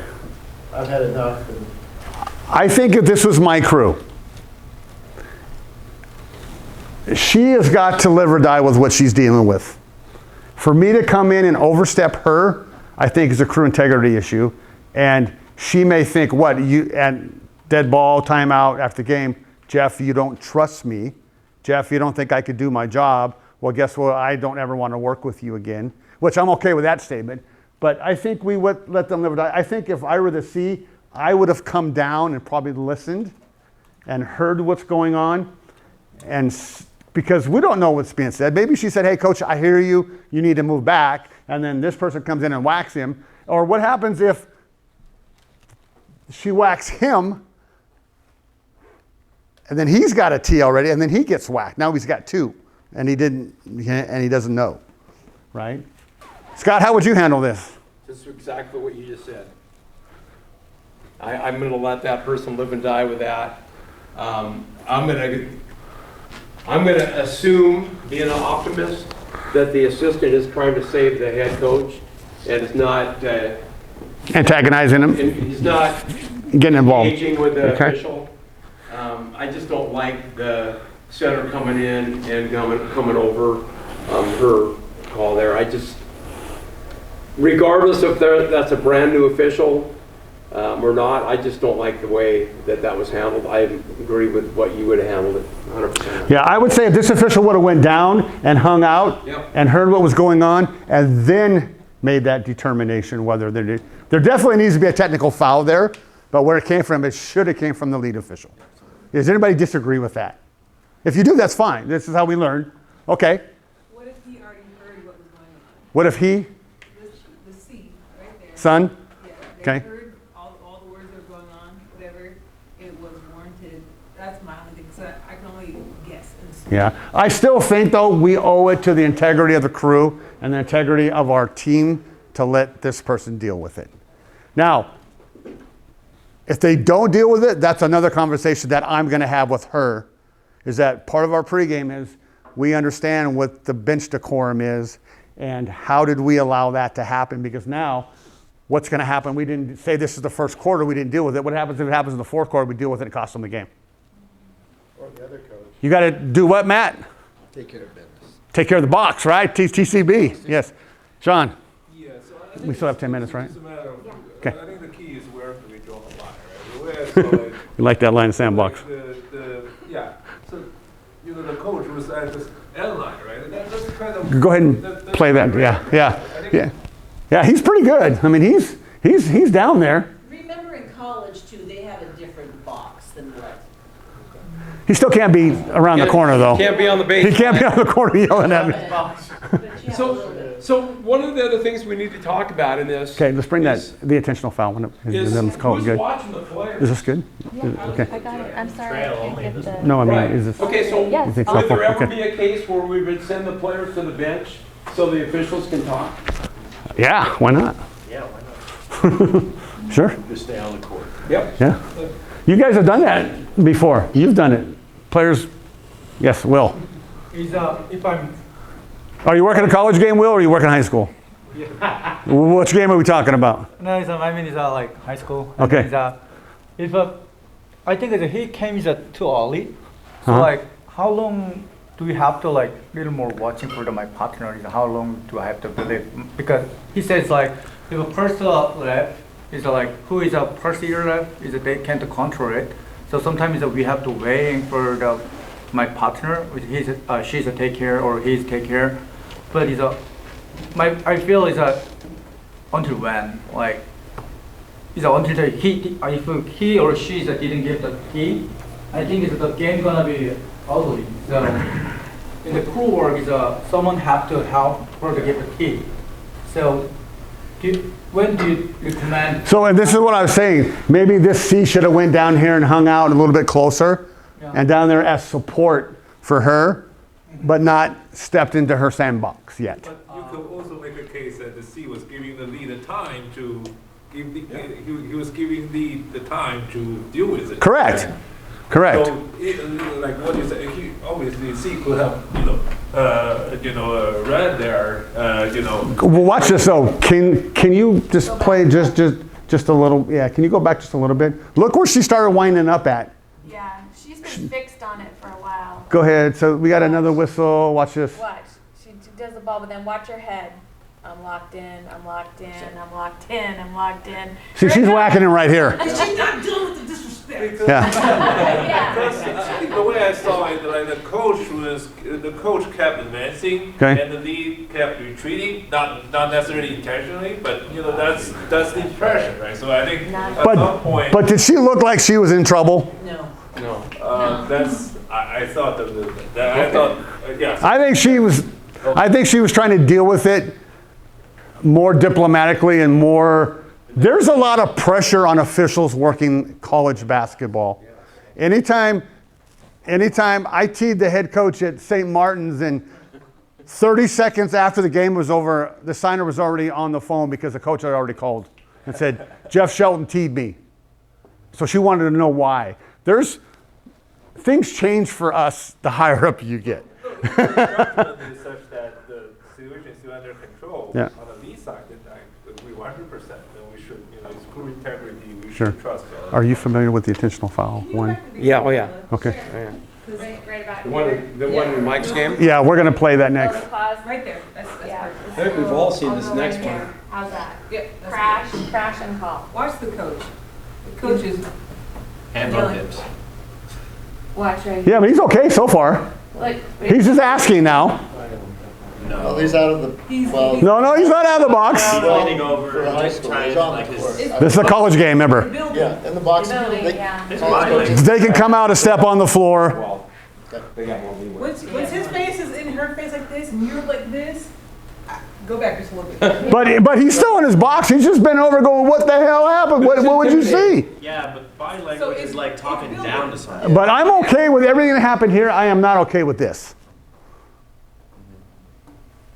I like to see it comes to help. I think the only thing I wouldn't do was give the technical. Well, from here. Yeah, I would just get down there and support and Like Jeff said, you get down there and listen, okay? And then if it's escalated, then, but not back. Yeah. Okay, it just doesn't look right. And we're all going to handle things differently. This is why we talk about things. There is no right or wrong here. It's just how are we going to process or maybe standardize it with our crew.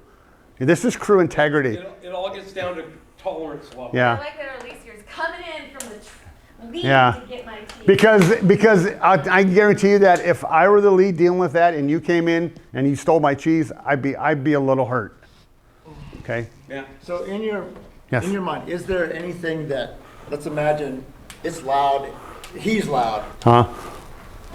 Imagine the C heard something. I mean, is there something in your mind that would, Well, yeah, if I heard That would trigger me to go down there. yeah, yeah. but not to call the No, team immediately? I would have not have teed matter him what you from heard him say. from there. No, because he's engaged with that other official.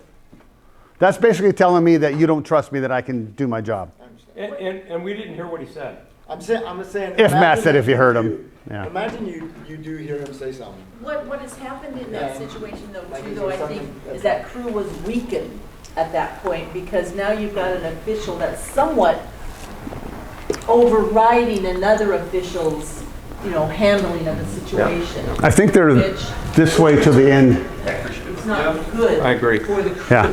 Now you've got, probably gonna have some words at Yeah, halftime right. after the game or something. Oh, evidently, we'll talk about it. Yeah, you're gonna have some issues, but you still gotta finish the game too. Yeah. And it's not gonna be easy. So you need to be real careful about coming in and saving the day. Yeah. Which is what kind of Yeah. it looked like to me. Right, you got on the white horse and came in and Yes, and I'm gonna protect, Yeah. whatever. You gotta be real careful about that. and college coaches don't get seat belted. They don't understand. So, okay, we beat this one to death. Last comment. The other coach will see all that too going on, and he'll know. You need to come up. Absolutely. You need to come up, hang out. Just hang out right here for questions. All right, we're going to move on to this one. There's a big thread on this one too. I think it's important. We got 5 minutes. Let's take a look at it. Talk about it. Anybody ever seen this center official before? Anybody know who that is? He looks so familiar. Looks like this guy right here. You guys didn't know that, did you? Okay. Can you back it up just a few frames to where the guy got down here late? Yep. Okay, yeah, right here's good. We can't see a whole lot. Who's supposed to be the lead? Lead. Oh, not you, okay. I'm center. He's a center. It's Mr. this guy right here. Okay, so go ahead. Yep.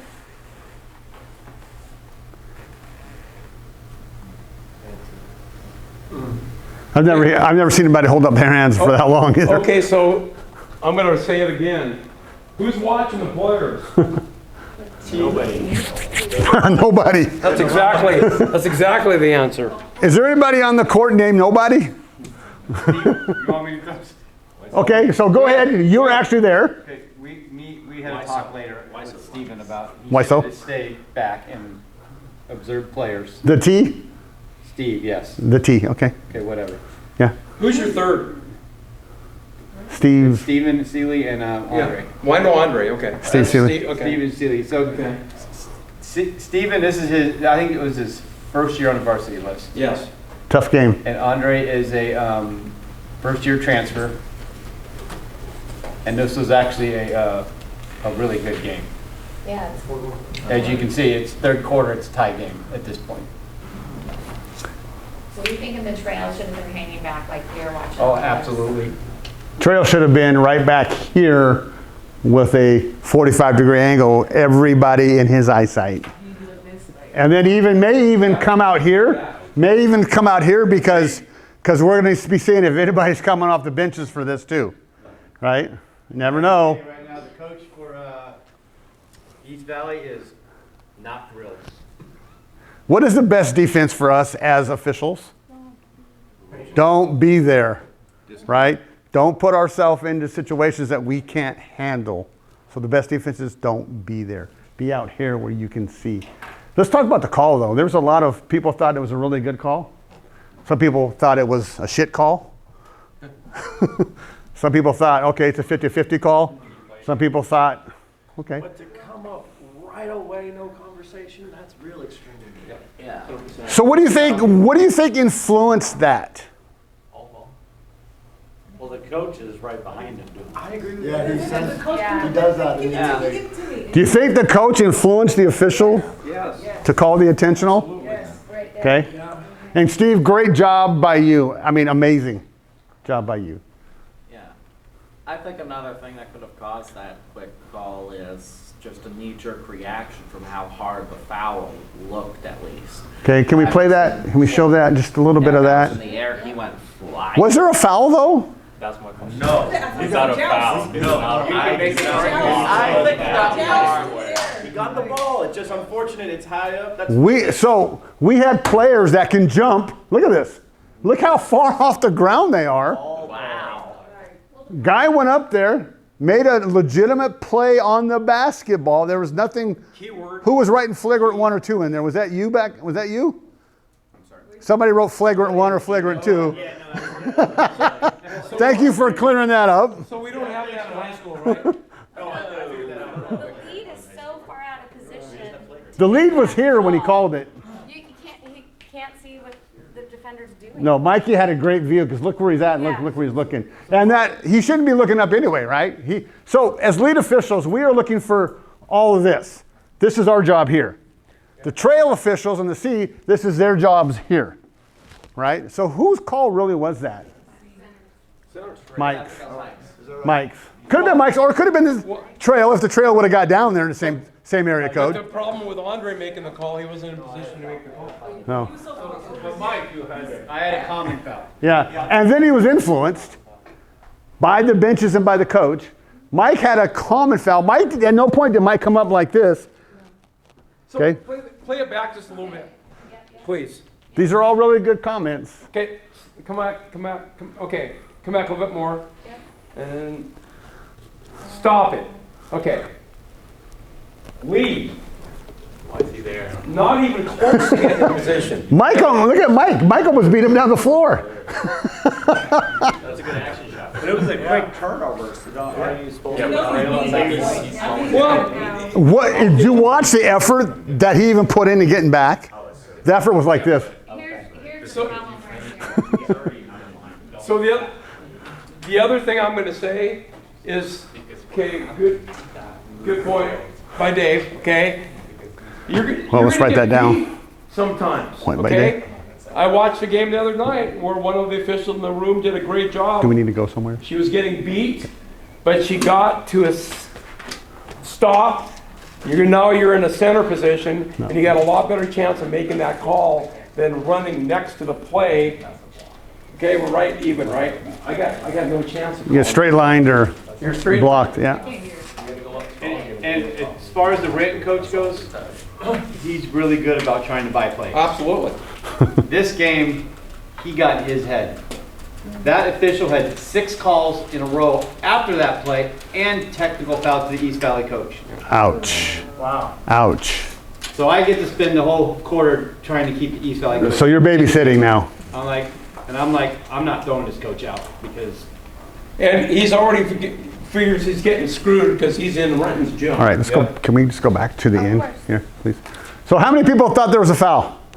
That's okay if you did. Common foul? Yeah. Real time? Real time? No? No foul. Okay, how many people thought there was a foul? Raise your Real hand. time, yes. Okay, how many people thought there wasn't a foul? Okay, how many people thought there was an intentional foul? Oh, a lot of you have changed your minds now. How many people thought it was just a common foul? Okay. If it was a play Okay. on the ball. Yeah. It's not a jump ball there. Okay. Ooh. Well, I'm not calling anything from the lead. It depends on who I'm at, and if I was the lead and I was on the floor with him and he comes in like that, I'm not signaling anything, because I know. So Charlie just had the key comment in this whole thing. She's not signaling anything yet, okay? Then we come together, hey, do we need to upgrade that call? No? Yes. Okay. It looks so much better than just that. What did okay? you see? What did you see? Particularly if I'm repping with him, I know his Yeah, experience. I would have confidence that he's coming, because I see him going and he's closing down on the foul, and I would be looking and I'm like, yeah, I'm beat. I'm totally out of position. I'm like, Mikey, what do you got? I'm there to support. And me, as if I was the lead in that play and I'm working with Jeff and Scott, I don't even need a whistle on it. I got it. Trust in their I got it. business. They're going to take care of business. TCB Do you know the C's going to make that call? I know you talked about the C's up top, so is that the point you release the play as the lead, or it's not in your primary? You could have a double whistle, but I would not show anything until I talk to him. Right here is where you know. Watch. Just watch Mikey come in right here. You'll see Mikey. he shoots his arm up and then he closes down. Where is he? Watch. Look at the smoke. See? Foul. Great job, Mikey. Yeah. Okay? And I also don't like the fact that he held that up there for like 35 seconds. I know. That was like, That's like, rub it in your face. yeah. Let me just rub Yeah. it in your face. Exactly what Yeah. it is. But once it was shown as an intentional, can Mike come in and talk to him and say, We're screwed at that. Okay, good, great question, great question. You can upgrade it, but you can't degrade it. Yeah. Once you've already shown the intentional, you can't go back to a comp foul. So did Mike did you have a foul? I Yes, had a common you had a foul, common foul. So there's two bodies on the floor, and you know they want us to have something. Yeah, else. So I'm even good though, with that and too. I will tell you, in hindsight, after watching this, I was like, holy shit! I made an argument. There's no fucking foul. It's a nice block. So that was a great athletic play. I thought it was a block, but I wasn't. I also said I wasn't there. I was not there. After watching the film, Two whistles. it's a good block. But in live action, Yes. I'm probably. You guys come together. He did not do that though. Correct. You can't take him. You can still have a conversation. Hey, I have an intentional foul on this. Da da da da. Then he can. Well, then he's already screwed. His common foul is no longer. Yeah. I get over there and I'm looking over. He's still sitting there. Come together with your next partner and then say, Not talking player. No matter what, you can't take that away. No double screwed. You shouldn't take it away. If you had a great conversation, maybe an easy crew, said, hey, it was your call. You had first dibs. I think I need to upgrade. Do you agree? And then something asked me. Imagine back to the. You got to have that trust factor. This is one of the pregame things we talked about. Yeah. We have a hard foul. We're just going to go calm, then we can discuss it. Yeah. So one other point on that is, and I agree with what Mike did here, it's way easier to sell a foul on that than a no call, okay? Because there was a lot of body. It was a hell of an athletic play. Oh my But God, in a that's high amazing. school game, I think the best call on that would have been a common foul. Yeah. But You will never get in trouble for having an intentional foul. Never. Okay, it doesn't cost us anything, right? But you had to have something. And I think the best thing to do, if anything, was just go with the common foul. yeah, 100%. Now, I have been on a crew of taking away technical fouls before Me too. because I didn't think it was warranted or I didn't think we applied the right rule to it. But something like that, it's kind of hard for him in that environment to go back and change that because he would have been ran out of the gym. Oh, Rashad would have been just yeah. having my ass. Jeff, Yes. what do you mean by recalling a technical foul? Like, would it be like more of the administrative or like the second, we didn't give the warning for the delay of game? It could have been any of that, or it could have been, hey, that's not what the coach was really saying. Are we sure we really want to tee him for that? Okay. Yeah, it's just a conversation. I had a playoff game years ago with two less experienced officials. The players were going to timeouts and they kind of bumped each other. And it was nothing. One of my partners whacked them both. Okay? I would have been the 5th foul and the best player for Seattle Academy, which Yeah. would not have helped my game at all. So I wanted to both coaches. Well, I think we're good. We're good? Thank you. I Yeah. appreciate it. Yeah. Okay. So I've Good done job. that Thank you so much. twice in my career. But Yeah, that's okay. if it's good for the You're game. fine. Quit apologizing. All right. Go. For just for tomorrow's crowd, for the girls, are we You supposed done?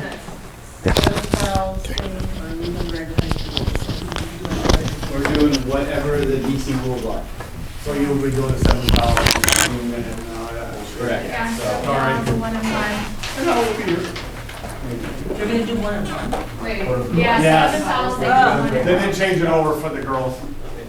All right, so anyways, but thank everybody, I thank you all for being here, thank Jeff, Scott, and Kelly. I appreciate your help.